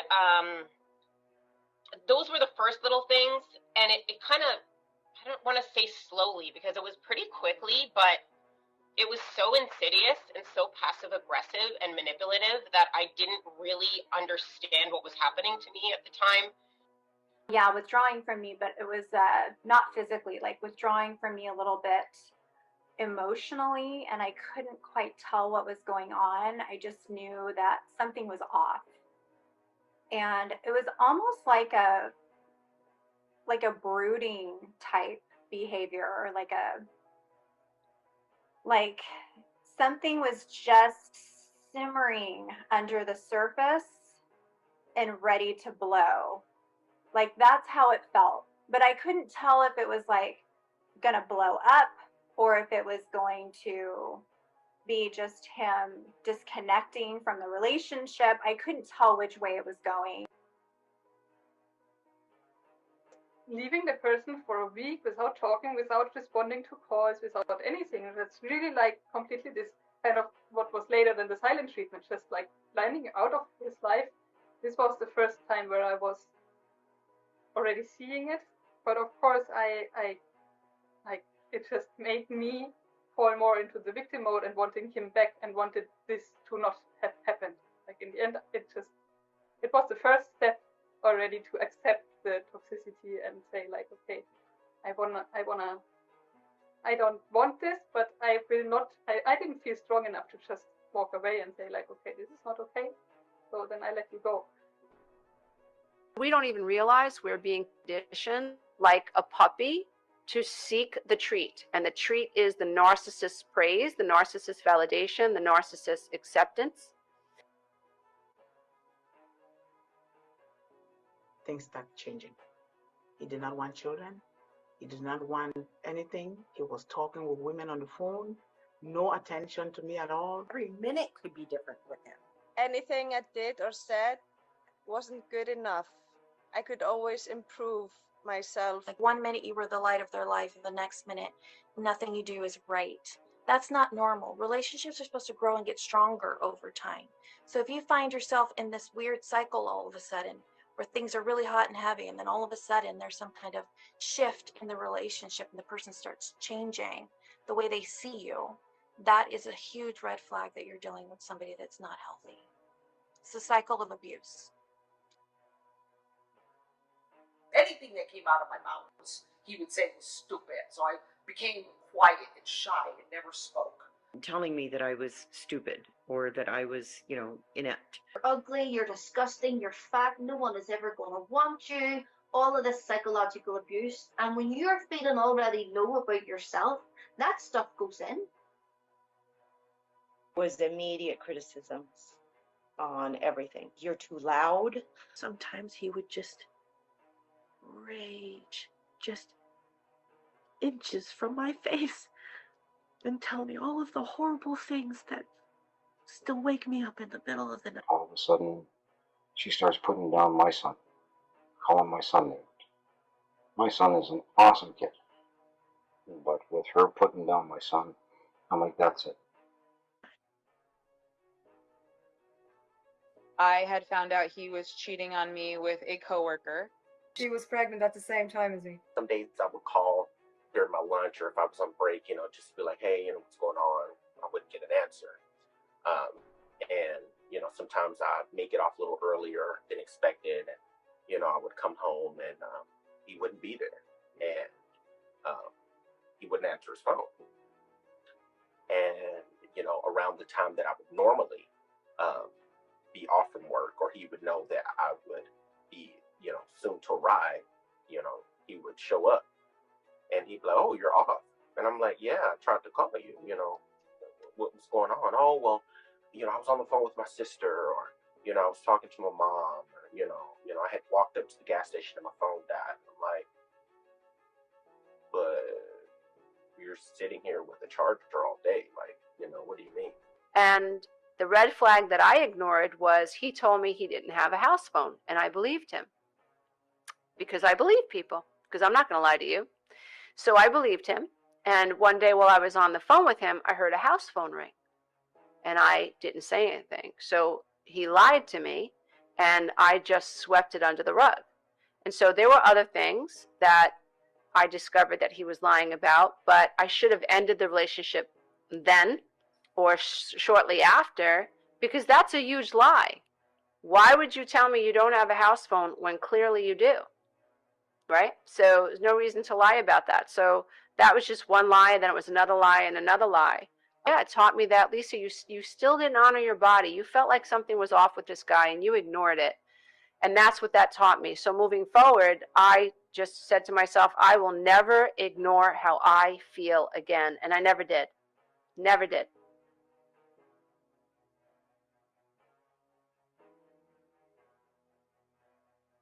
He used to take all of our money and spend it on drugs, and he even went so far as to have drug dealers come to my house to collect his drug debt. We got the place, he made sure all the bills were in my name, and then he just quit. And then I was stuck with him for 3.5 years not working, and I was the one that was supporting him. I was financially abused, so he left me in about £30,000 worth of debt. So I'd straight away become a single mother I was working full time, but obviously I had all this debt that I then was left with that I had to pay. He stole my shoes. My shoes were gone. I fled my home without shoes. And I know I placed them purposefully where I knew they were going to be in case I had to do that. They were gone. That I caught him stealing my money. When I realized that, I was just like, wow, this person is immobilizing my life. He's taking away everything from me now. Everything. There is no way I can get out of this situation if I don't even have money, if I'm not even able to save money. And there was this whole 4-day gaslighting situation, which was very, very strong because I realized it's him, and he made me think that I'm imagining things. And I actually believed it for a moment. I thought I was crazy. He would just come up with all kinds of stories. Oh yeah, I saw the doorman walking around over there, and I saw the cleaning lady of the building, not our personal cleaning lady. We're walking around there like maybe I forgot the keys on the door, and then they cut in and in and in. I'm like, how the fuck do they come in and know exactly where to look for the money? Like, Yeah, because you you would never believe that anybody would lie to you, something like that. And in that moment, when I felt like I'm really losing it, I explained it to my mom, and I'm like, yeah, but he says this and that, and now I'm like confused, and I don't know anywhere. And my mom was like, oh, come on, of course he's stealing, of course it's him. And I was just like, yeah, okay, it is him. He drank, it was like Dr. Jekyll times 10. Just quick switch, like he was a crazy person. And he did it in front of his kids, in front of my kids. He started throwing stuff at me, so the abuse became physical. Threw a punch at the side of the refrigerator, and it knocked the refrigerator over. I told myself, we're not going to make this man angry as much as possible. Like his inability to process his anger. Son, go to your room. It was always, hey, you need to go play outside, because I knew that something was coming. He went and slept with his ex-girlfriend to punish him. So I confronted him about, you're seeing this person, that's it, I'm leaving, it's over. And he got that baseball bat out, and he went to swing it at me. I don't know how, but it missed. So I'd run to the back of the house. Everything was premeditated. He knew what he was going to do, because he had also locked the back door, so I couldn't get out. But I got to the back door. The key wasn't there, and a voice said to me, "The key is above on the ledge." So this is my angels, whatever, protecting me. I grabbed the key and I got out, and I started screaming for the neighbours to help, because I had neighbours at both sides. That scared him, and he got in the car. He took our daughter, she was 4 years old at the time, and he left. The next morning, he was at my bedside crying and just seemingly super remorseful, and saying just how horrible he felt that I witnessed that, and that he was just really overwhelmed by his love for me, that he'd never felt this way before, and that it's just different with me, and he just doesn't know how to deal with all of this love and emotions that he has for me. Maybe he just needs to get through this and feel more assured, for my love for him. Yeah, he just gives it speech of I'm sorry, I'm never gonna do it. Why are you worrying about this? And don't worry, like I promise this isn't gonna happen again. Please don't leave me, I'll change, I'll change. I actually broke up with him 9 times. I tried to leave him, which was over 100 times. Maybe even 15 times. I always went back. I had never left. I understand why people stay. I just turned the blind eye. But I would have to take action. If you say to me, actually, Thomas, that wasn't okay what you did, I would say, I'm really sorry. That was not my intention. and I would then listen to what you needed, and I would change my behavior. Yeah. While an abusive person, what they do, they will try and make you feel wrong about your boundary, or they will try and overpower that boundary. They will dismiss it and say, oh, that's nonsense. Or they will maybe mock you for that boundary. Or they will just continue to overstep it. While they might apologize verbally, they will continue to then violate that boundary. And that is a clear sign of somebody being toxic, which is why boundaries is really your main safety net. And also the key thing that an abusive look for early on is whether you observe boundaries. They don't target somebody who has high boundaries. They simply leave them alone because they know an abusive person wants it to be all about them. And they know they can't get it all about them if you have boundaries. So they don't even want to target somebody who has solid boundaries. For me, the red flags are so important. You just know, your intuition knows, and it's not ignoring and dismissing those red flags. It's actually accepting that whether it's right for you or wrong for you, it's not right for me, because my body is trying to tell me that. And I just was a talent at ignoring red flags. Not anymore. Look at the action instead of the word. If you're in a situation where there's red flags now, they will not get better. People say and do things that they later didn't mean, or I was joking, or you're too sensitive. And then it's that whole mind control thing again. But there were many times, even though I had a lot of things going for me, I was essentially not able to have a healthy life because of the relationship I was in. And I was afraid and I was scared. And unfortunately, there were things that did come to be because I did end up leaving. And so it's been a journey. But red flags, anything that doesn't sit with your gut as 100% healthy is a red flag.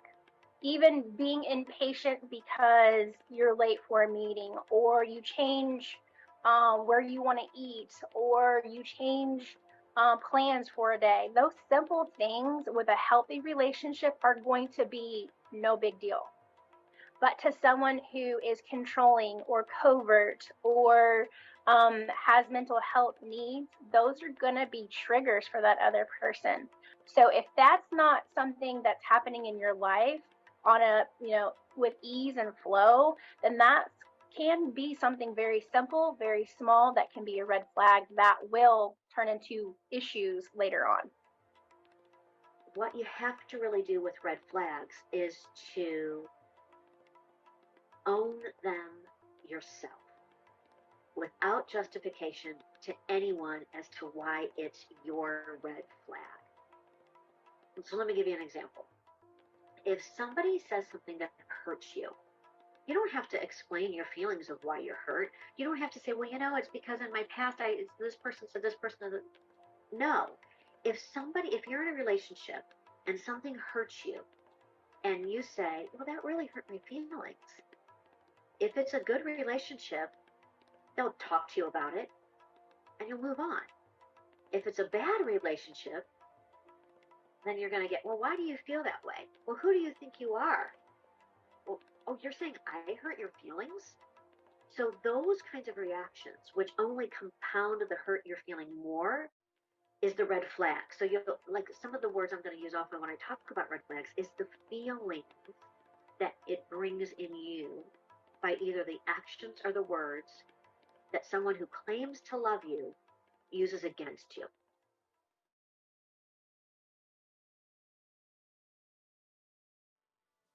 The first thing is self-awareness.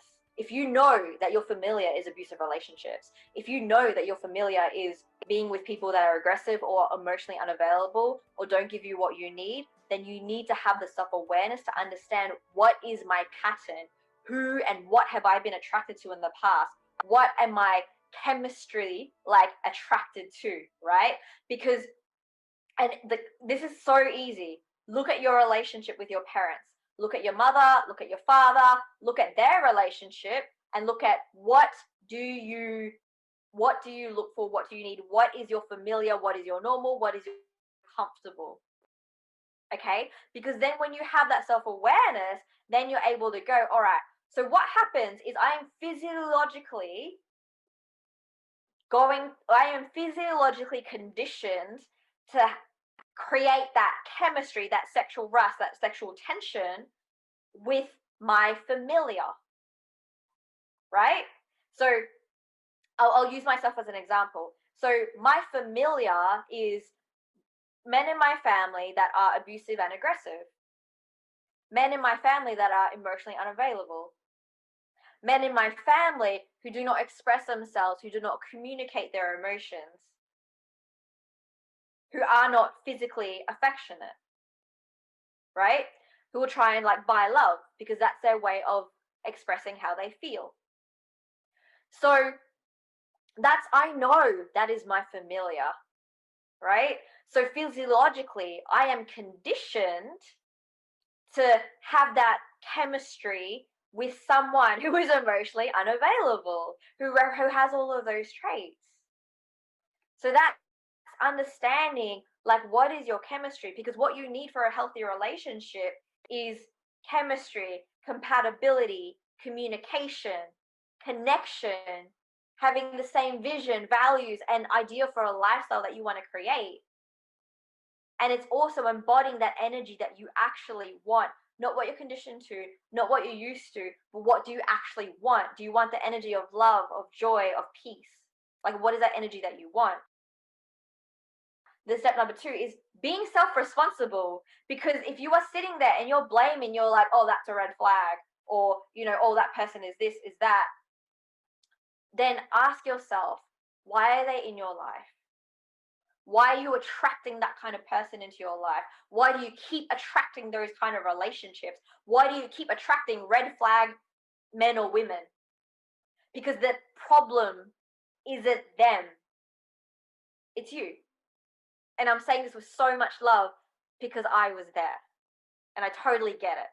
So this is where you actually get to take back your power, and taking back your power means you are making your opinion the most important opinion of all, and you're putting your needs and wants first. That's what taking back your power means, right? Giving away your power means making somebody else's opinion, needs, and wants more important than your own. When you take back your power, you make your opinion the most important opinion. You take self-responsibility for yourself in your life, and you stop blaming other people. Then you go, okay, so the real red flag is I don't love myself enough. The real red flag is I don't respect myself enough. The real red flag is I don't value and appreciate myself enough. The real red flag is I am not treating myself like the love of my own goddamn life. I am not treating like myself like the most important person in my life. I am not doing things to make me happy, because that is the real red flag. Because when you honestly, you put yourself first, you choose you every single day. You do what you want. You say what you want to say. You express yourself how you want to express yourself. You wear what you wear. You spend your money on things that you want to spend money on. Then guess what? Who are you going to attract? You're going to attract someone who equally loves and values and appreciates and respects themselves and makes themselves the center of their own universe, because that's what you should be doing too. You should be making yourself the center of your own universe. And when you are, and when you do, and you consistently do that and show up as that person every single day, then there aren't any red flags. Because a red flag means there is a lack of self-love, a lack of self-respect, and a lack of boundaries. And it means you're tolerating less than you want and less than you deserve. So it doesn't start with the other person. It starts with you. It starts with going, what do I want? What am I going to say yes to? What am I going to say no to? And you follow through with that.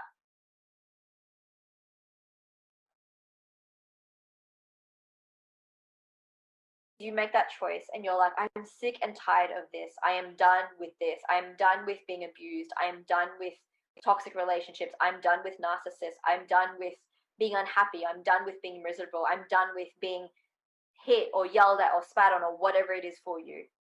You have to make that decision that you are done. And that decision is like, it's an energetic declaration to the universe. It literally comes from your gut, comes from your heart. You're just like, I'm fucking over it. I'm so done. No more. Literally. You need to have that power within you to go, no, I recognize like this isn't normal. This is just familiar. And I get to recreate the familiar. I get to make the familiar unfamiliar. And I get to consciously choose and create, what do I actually want? So then you say to yourself, like, what do I actually want? And you sit and you journal and you vision and you tap into the energy that you want, because everything starts with energy. You tap into the energy that you want. And what does that mean? It's like, how do you want it to feel? Well, I want to feel safe. I want to feel loved. I want to feel valued. I want to feel appreciated. I want to feel respected. I want to feel comfortable. I want to feel like I can trust this person. I want to feel it. I want to feel like it's exciting and sexy and delicious and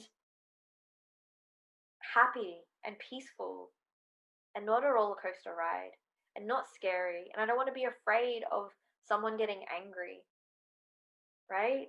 So you choose the energy that you want, you choose the emotions that you want, because when you choose that, then it's easy to make that it's easier to make that familiar, and for you to recognize that when you see it, when you feel it. Because it's not about like, this is what I'm sick of, right? I'm so sick of people saying, oh, make a list of all the qualities that you want your partner to have, because those things change. But the energy and how you feel, that should be the focus, because that's the end result. Like, everyone wants to feel safe, happy, loved, valued, appreciated, right? So why not focus on that? Because when you meet someone and you have that energetic exchange and it feels like that, that's when you're like, oh my God, this is it. Like, wow, this is what it feels like to feel safe. Wow, right? And you focus on that. You focus on that and you decide, this is what I'm going to say yes to, and this is what I'm going to say no to. This is what I no longer wish to tolerate or allow in my life. And I know that can be really, really difficult. But why is it so difficult? It's because you're telling yourself that it's really hard. Whatever you say creates your reality. Because whatever you say creates how you feel, and how you feel dictates what you do. Whatever you say creates how you feel, what you feel dictates what you do. So if you say to yourself, this is really hard, you're going to feel like this is really hard, and you're going to feel overwhelmed and anxiety and lost and stuck and blocked and trapped, and you're going to feel like hopeless, worthless, stuck. And then you're not going to want to do anything at all, because you feel like, what's the fucking point? But if you say to yourself, I deserve better, I choose to have a happy, healthy relationship, a happy, healthy, loving relationship with myself and with others. Why is it, and you turn that into an empowering question, why is it so fun and easy for me to be surrounded by so much love? Why is it so easy for me to attract people that really love, value, and appreciate me? Why is it so easy for me to love and respect myself more and more every day? Then your mind, your brain, your RAS, your reticular activating system, your antenna is going to go look for all those things in your world that makes it so easy and fun for you to receive that love that you're looking for, that you're searching for. And it's going to start from within. And then from that place, it's a lot easier to walk away from that shitty relationship. It's a lot easier to say no to somebody else, because saying no to somebody else means you're saying yes to yourself. Our first and foremost relationship is the one with ourselves. And we really want to be in a solid place with that before we enter into something with somebody else.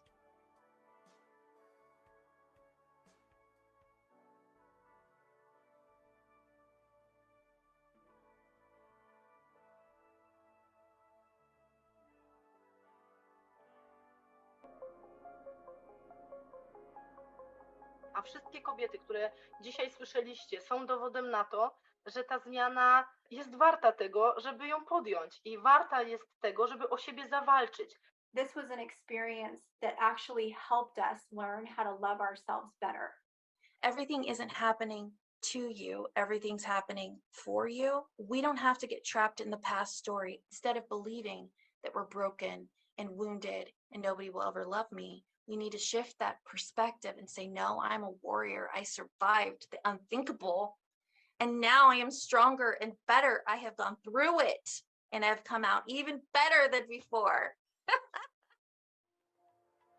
someone else out there is living our life. Someone else out there is living the life that all of these survivors and thrivers have escaped right here, right now. You can pick up any newspaper, you can go online to any news outlet, and you'll hear about mostly women, some men, but mostly women who are killed by their boyfriends, who are killed by the children of their father. You hear it all the time. And so there's someone out there right now that is living your survivor story. And when you start speaking, you give that person hope. So suddenly, with the hope, they start to have this idea of choice.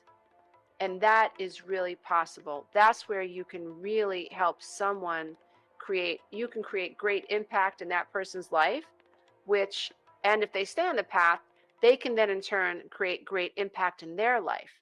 They can end generations of trauma. They can end generations of codependency, generations of women and men picking the wrong partners and staying and not understanding what's going on. And I think that is so encouraging, and that's why you do what you do, because you want to encourage people to awaken and to take ownership over their life in a powerful way and to tell their story. You just don't know what people have gone through in this life to live, to stay alive, to breathe, to not cry, to hide their laughter because someone else doesn't want them to laugh. Someone says, oh, well, blah, blah, blah has happened to me. Immediately take a breath and say, what if that were me? How could I handle that? Your reality can change. Who you are can evolve. You need to focus on love to access the reality of who you are. You need to embrace love in your life. But that's what we're missing in this universe. It's love. And that is the antidote to hate, crime, pain, depression, anxiety, and hurting each other.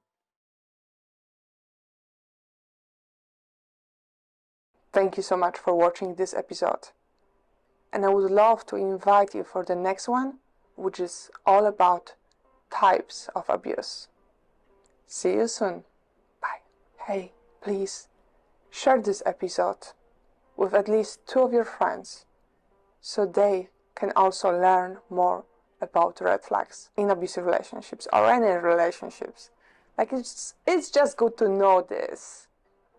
I mean, if I knew this when I was 19, I would leave before, and I probably would never have PTSD, which I had after those relationships. So, hey, awareness is power, so thank you for helping us spread the word.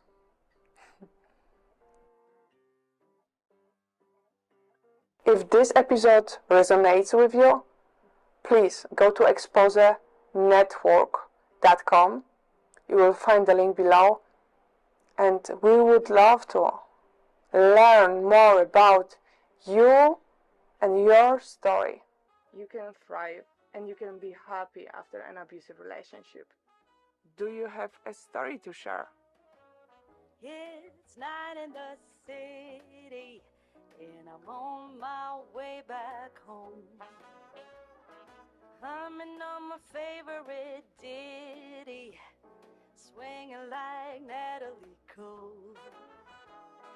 But then out of the blue, who strolls down the boulevard but you? Your place is closer than mine.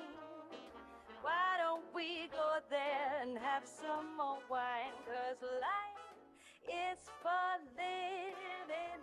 Let's see where the sun might lead. Let's see where the sun might lead.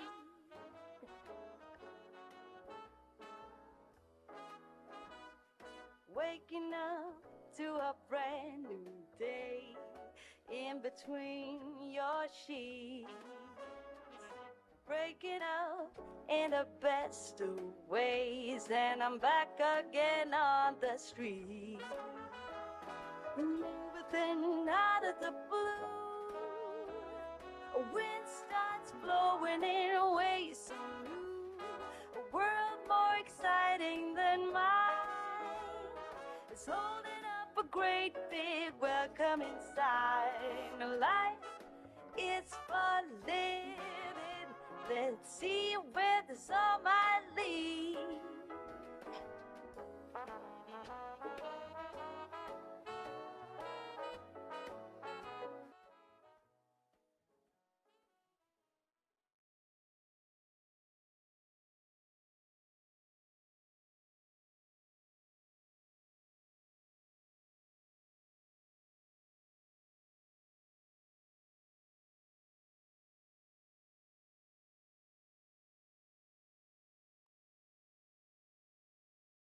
Thank you all for the extreme extreme time to stay until the end. And for those who join, thank you, Sheldon, Marisa, Dr. Chris, London. Thank you so much for joining. And yeah, I would like to open a mic on how was it for you to watch this documentary and what thoughts came, what came up and has to be released.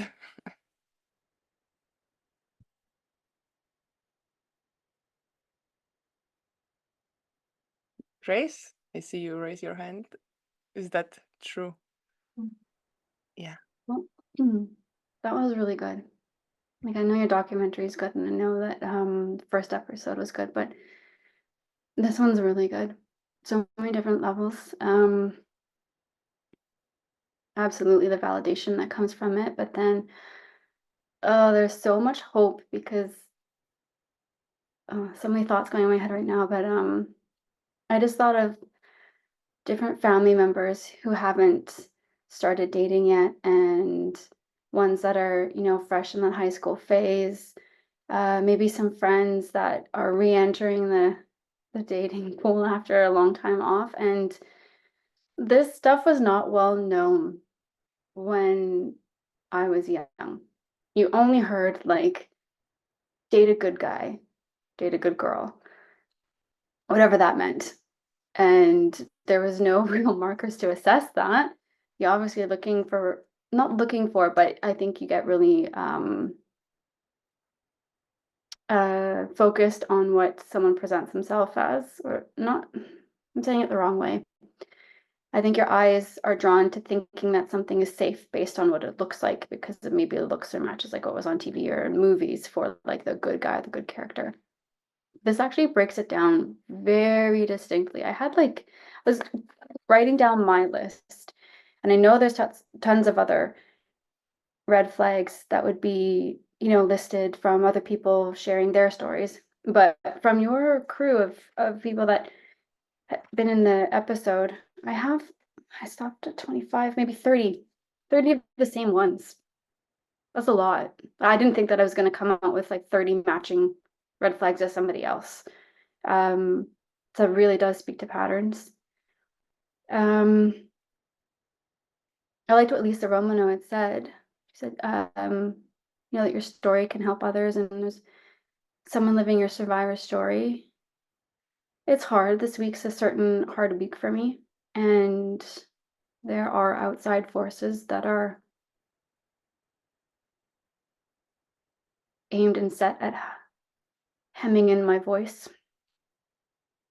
And some might know and understand because they would have had variations of it, but it's very interesting when your voice becomes unsilenced. You break past that barrier, it becomes more powerful.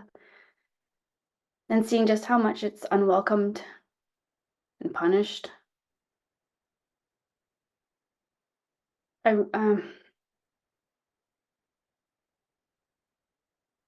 like how this space buoys the ability for others to stay in that frame or that zone of having your voice heard.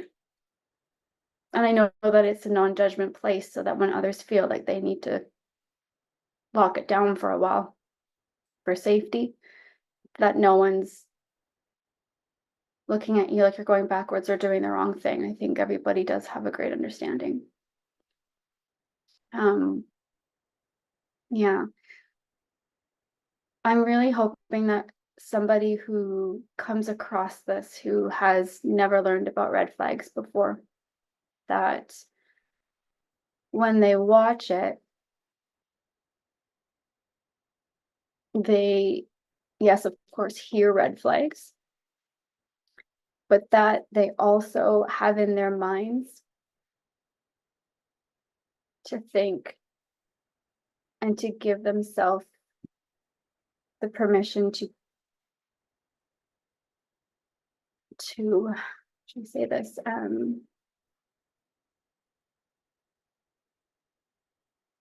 Allow yourself the green light to get away.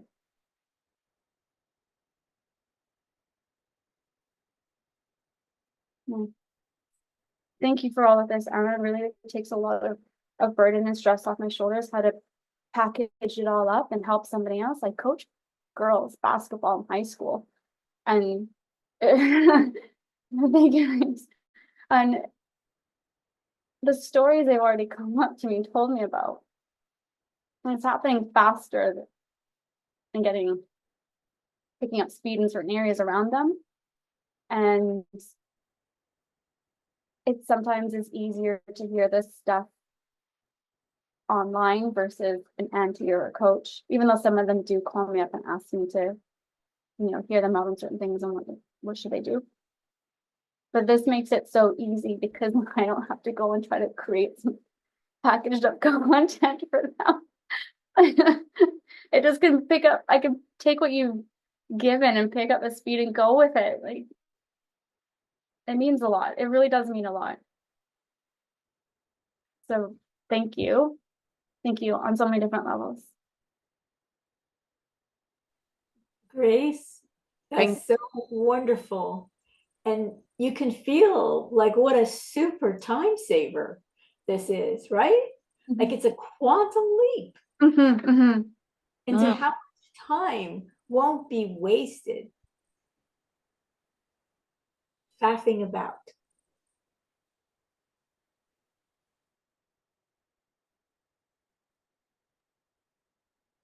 Oh, I thought you wanted to say something more. Nice. No. Well, thank you, Grace, for being so vulnerable and sharing what it meant for you on so many different layers, and how it was eye-opening to witness your own experience spoken through another moms of other women, and feeling like, oh yeah, this is what happened to me too. Thank you.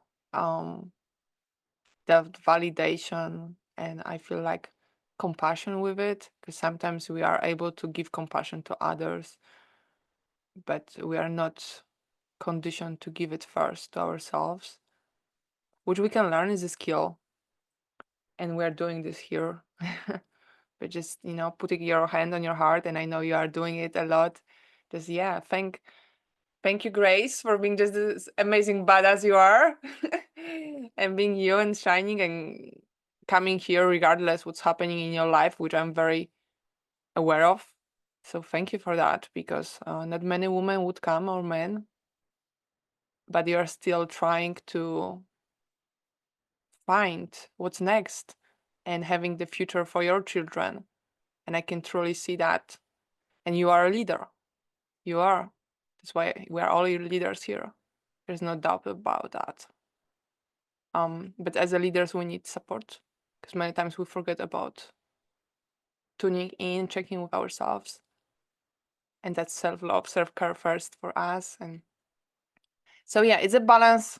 And I probably should give the mic to Marisa. Marisa, how are you?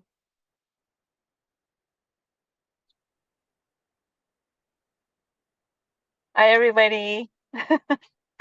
I'm doing good. Um, You look great. Can I ask you to take your sunglasses? Could you take your sunglasses off? I wanted to see your eyes. Oh, beautiful. Thank you. It's all so bright. Oh, it's too bright? Yeah. Well, then put it back if you want. I just wanted to see your eyes. Yeah. Okay. Aw, thank you. Eyes are so important, guys. Oh, yeah. I know it's They all can bright out lie. here They can lie. Now I can see you're happy. Before I couldn't. Mm-hmm. So, you know what? I wish I had this when I was young. Mm. You know, this documentary, I wish it was there for me. And, you know, there's so many of us that go through domestic violence, and especially when we're really young, because we don't understand it. We don't know what we're getting ourselves into at a very young age. We think we know the world. We think we know what love is. We think that we can handle it. And a lot of times we make that mistake and we get into the wrong relationship. And then because we are so vulnerable and looking for love, because we don't have it at home, we look in the wrong area. And then we make the mistake, you know. And then trying to get out is another thing, because half of us, we get pregnant, and then, you know, we become teen parents again. And then that's just another burden again. And, you know, that makes it even harder. And so to become, like I said, I just wish I had this. I really wish we had this one, something like this back then, because back then it was more like a stigma. Nobody wanted to talk about it. Nobody wanted to even, it just seemed normal, you know. It just seemed normal, and it seemed like it was what we needed. And so I'm really glad it's here. And where we're at now, you hear of a lot of people losing their lives by their abuser. And it's really sad. You know, I've got 2 nieces now that are gone because of it, and the two people that did it, they're still walking free. And our fear is that they're going to get into another relationship and they're going to do the same thing again and possibly get away with it again. And so for this documentary to be out, I'm very happy. And I'm very happy for all the voices that came through. I don't know how you found the voices, Anna, but you did it. You didn't give up. I don't know how many no's you went through until you came across me. But, you know, I know it was a lot of voices, a lot of no's that you had to go through to finally find the right person. And I'm so glad that I was able to take part in this documentary. And I've heard people say, the first time I ever shared my story, I heard a lady tell me, you know, I'm going through the same thing. You know, my husband and my boyfriend's doing the same thing to me. And the sad part was that I was telling the story that I had already gone through it. I was away from the relationship. And what hurt me was that she had to go home to this person after we were done with our counseling. And for her to say that, you know, I'm going through the exact same thing, that really, I was sad for her. And sometimes I always think, right now, I think, you know, I wonder where she's at. I wonder where she is. This lady was older than me, you know, and she was being abused at home. So I really don't know where she's at. I just hope that she's still okay, and I'm hoping that she was able to come out better. And so I've been sharing my story now for over 17 and a half years. And it's, you know, I'm still healing. And I'm still learning, you know, and I'm still, you have to soak in what you learned from it. And you just got to give what you know to the next person and hope that nobody goes through it. And so, you know, I'm just really happy that I got to meet everybody. I got to meet Anna. You know, this documentary means the world. It means the world. So thank you, Anna. Thank you so much. Yeah, I feel like when you thank me, you thank yourself for being this badass you are, to being interviewed twice. I want to mention that.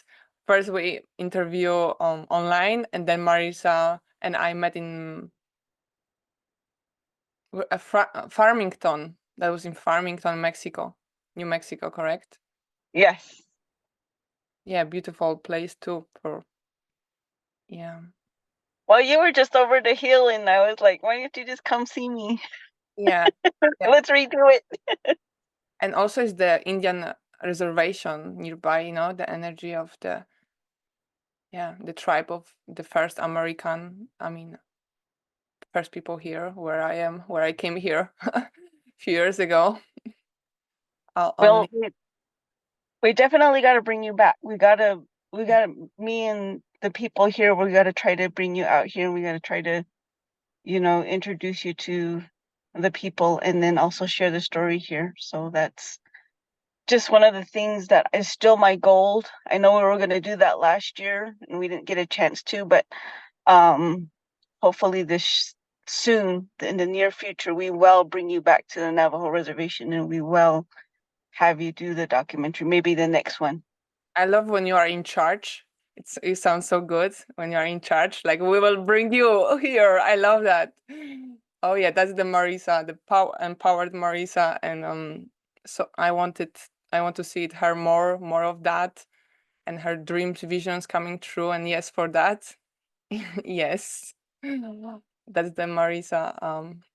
Which is so welcome, so welcome. I'm happy to see you, thriving and changing, and be just being able to watch those transitions, which are sometimes micro, and we are not able to see ourselves. But when people are watching us, it's like, oh my God, there is some new quality coming out here. But I see Anais, and I just wanted, before Anais mentioned, I wanted to say something that sometimes we judge ourselves. Oh, this is, I shouldn't have children with this person. And, I was there too, actually. That's actually why I did the abortion, because I felt like, oh my God, I will be stuck with this guy for 20 something years. I better end it now. But another thing is when we were living in that fight and flight mode. And when we feel like, each of us was in different space. That's what I'm trying to say. So judging ourselves has been, that's a conditional thing. That's what society teaches you to keep you small. The comparison, the judgment, all of that has to go away for the soul to, raise and uplift and be truly the voice you are born to be on this earth. So just having that compassion, I found it is so real for all of us to witness our younger self. And I'm just sharing it as I, many times been in the place of feeling sorry for myself, from like, oh, I wish I left. But it is important to feel that, but there is also that's what I'm trying to say, the opposite, which is what that taught me. What did I learn? How can I embrace that from that place of that new quality, that actually we don't want to go through things and say like, yeah, it meant to happen, because it's not really black and white.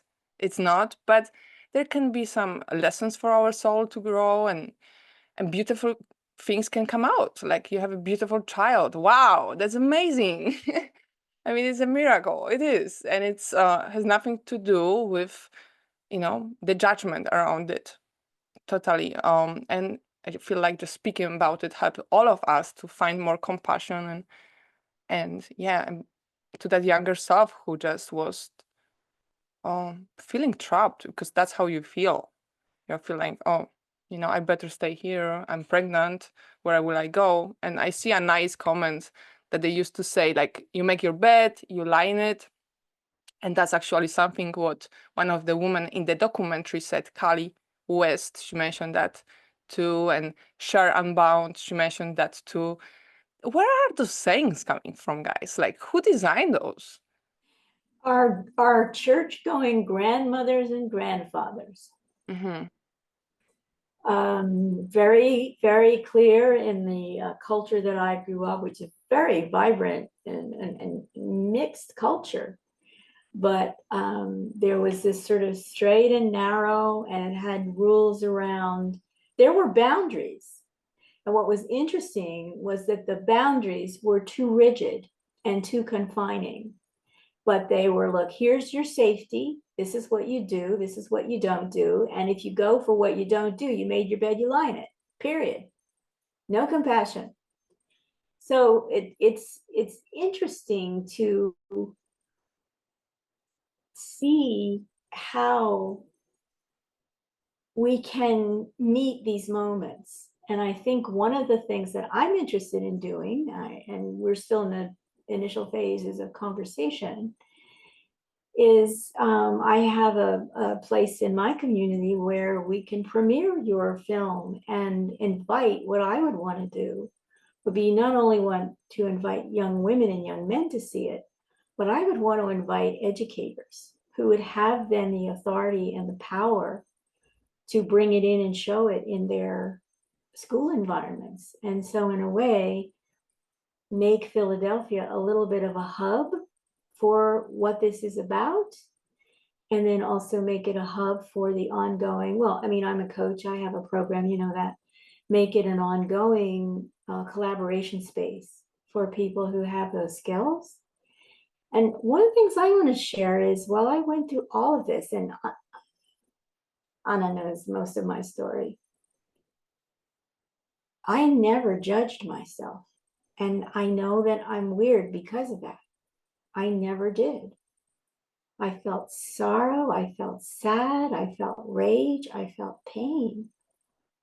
But I never judged myself. And I really did my best to stay in a really neutral place emotionally and not judge the people who were, my expression was, being difficult and unconscious. So if you can get away from the judgment thing, it really helps.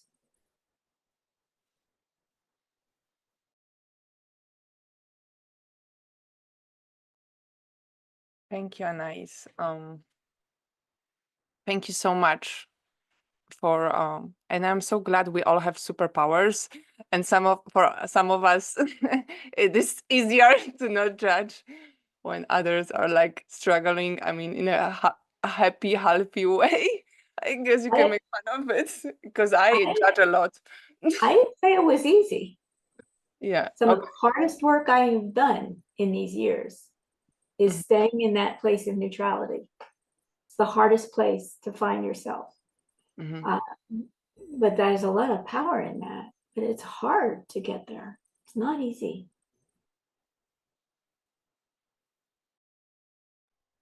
Yeah. Yeah. And I guess people can learn from you and can stay in touch if anyone feels like, oh yeah, I want to work on it, on that not judgmental part. You can contact Anais and me or anyone who you have questions toward. And I also wanted. Your project comes with a crew. Okay, it's going to be a global, international crew of like team ending toxic masculinity, ending silly, all these things. You come with a crew. So that's one of the really most beautiful things about this project, is all of your crew is lining up and raising their hands. And we have the skills and we've lived it. So I think we're probably sensitive to what someone else may be experiencing. Yeah, I like to imagine a crew like behind me or next to me is walking. I like the picture, I'm a painter, so I might paint it. You watch me here. I'm here. What's that? I said, I'm here. I've been with you since the very beginning, and even when you had stopped, when I didn't know what was going on, when you had stopped, I still kept talking about expose. I still kept talking about it no matter what. And, for it to finally be here, I'm so glad it's here. It took a long time, but I'm so glad it's here. And I'm so glad it's for others to see. And I made a poster today, well, yesterday actually. And I'm really happy for this poster because I do resources. I do a lot of resources, and I do a lot of going out there and speaking to others, selling my book, sharing my story, collecting resources and then giving resources. And then I've just been sharing my story on the radio wherever I can, no matter what. It's something that really has touched my heart, and I know it's my purpose now. I struggled for a very long time not wanting to share it. Even when I had the opportunity to write my book, it wasn't my story. It wasn't my first story. And I got stuck. And the manager asked me to talk about something that traumatized me, and I already knew what it was. And that's where my story came about. That's how I started speaking about it. But then I struggled, telling myself, was it really domestic violence? Was it something, did I really go through it? And, denial. I struggled even trying to release the book. That was hard. And, even pushing myself to start speaking. I really had to kick myself, and I really had to push myself just to say something. And, for me and being in this space with Anna and then going through the coaching with her, just having her guide me and, she knows I'm nervous. She always knows I'm nervous because I always tell her I'm nervous. And I'd be like, I'm speaking tomorrow and I'm really nervous. So she would give me the tools, do this, listen to yourself, exercise, dance a little bit. So, it's a learning process. Really is a learning process, but I think I'm getting better at it. I get scared still. I get nervous, and with Anna's coaching, I don't know where I would be. And then the people that are behind me and for their support, I do it because there's people out there. I know there's people out there. And sometimes I wish I did it sooner so I could save the ones that didn't make it. And, I don't want to go through that feeling again. So, I have to push myself. Even no matter how scared I am, I always have to push myself. So yeah, that's all I wanted to add. And also, it has to be so hard for you and Marisa because you are a mother and just navigating so many things and pushing yourself. And I mean, just it's hard.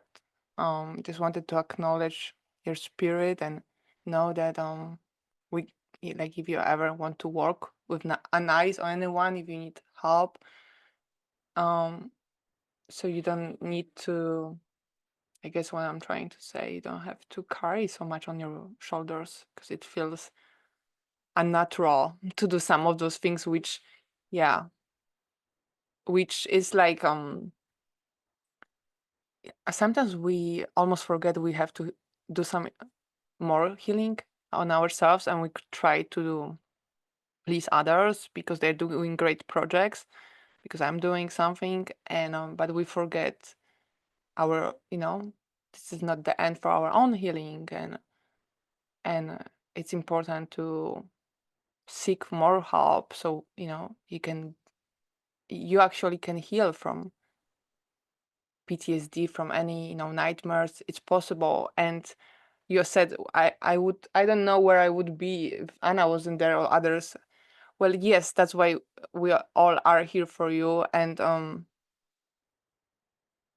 but I think that you are so resilient, and that's your inner resource. Yeah. So acknowledging that, that you will be exactly where you are without all of us still here, because that's the strength of your soul. So don't give that power away to me or anybody else. Like there's no reason to put me on pedestal. Like I know you don't want that, but just yeah, we're all equal here and just humans experiencing life, and that's where we get to meet wherever we are without and that's I wanted to share that. And you mentioned something about the woman, and actually it came to my head like women who are not here anymore. And I remember you mentioned that when we met, that so many women are buried on the desert in New Mexico and Arizona. And there is this story of this woman. We are talking in the morning. I mean, before a few hours before, from France, who was raped by over 100 men. Yeah, this is a triggering content, guys. So, but it's all somewhere connected, and it goes to the like being disconnected from our planet too, like from the Earth, like how we have to go back to Earth, to Mother Earth, and at least that's what it is in my spirit right now, to connect with the divine and the nature, the Earth, and because there's so much grief, so much grief. Yeah, I wanted to add that. I don't know if anyone wanted to say something more, but I do. I've long time, more than 30 years, working through these layers because there's so many layers. And when you start working with clients, the beauty of working with the clients is they introduce more layers to explore. And in that way, it's a beautiful share because they're bringing you opportunities to meet them and develop and have it be creative and something that the work you do together. But I think this place that we're in such a powerful time. And we have the innate awareness and sense that this is something that we're called to contribute to. And 30 years is a long time to work a lot of, I talk about how my list of what I survived is really, really long. But my list of what I have thrived into and through is much, much longer. And I feel that's where our opportunity is to be a bridge, Whether we're with someone for one step or two steps. Some of my clients have literally been with me for 25 years. They're just writing their first books. They're just past their healing where they're now moving into their own life purpose. So I really would love us to really rejoice that we have this space of thriving to come into, and thank you, Anastasia, for opening it so much wider. Yeah, thank you all staying. Yeah, staying how much longer we stayed. Does anybody keep the track? I'm like, oh my God. But Sheldon, I would like you to share a little bit what was happening for you. I saw you were, commenting, and I would like to hear your voice, if that's okay. The voice of the voiceless. Where to begin? The male perspective on toxic love.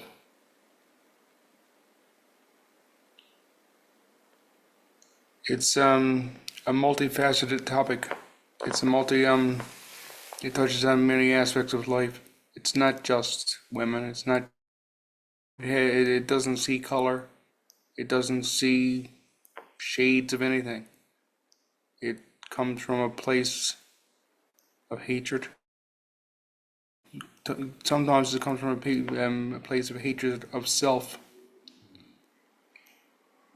Not knowing yourself. Not being comfortable with yourself means that you take it out on others who don't deserve it. Not knowing what you really want means you help others, make others feel like they don't know what they really want or how to find their way to where they want to be. I will just finish up by saying that, well, I could say a lot more, but I don't want to say very much. It's a tough topic, but it's a topic that everybody, I believe, needs to talk about it. But once again, it's up to the person themselves individually if they decide to or not.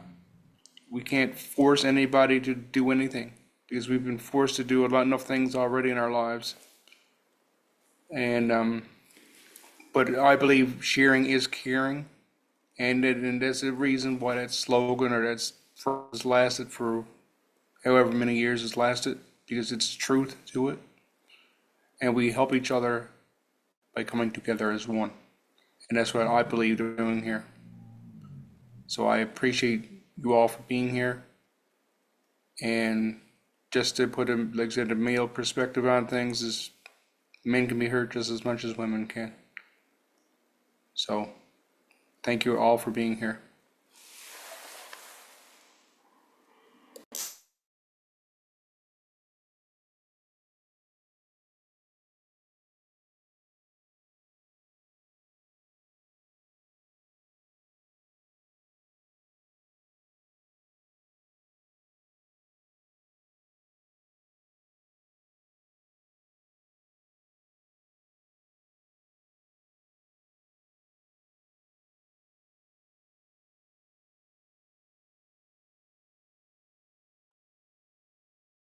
Sorry.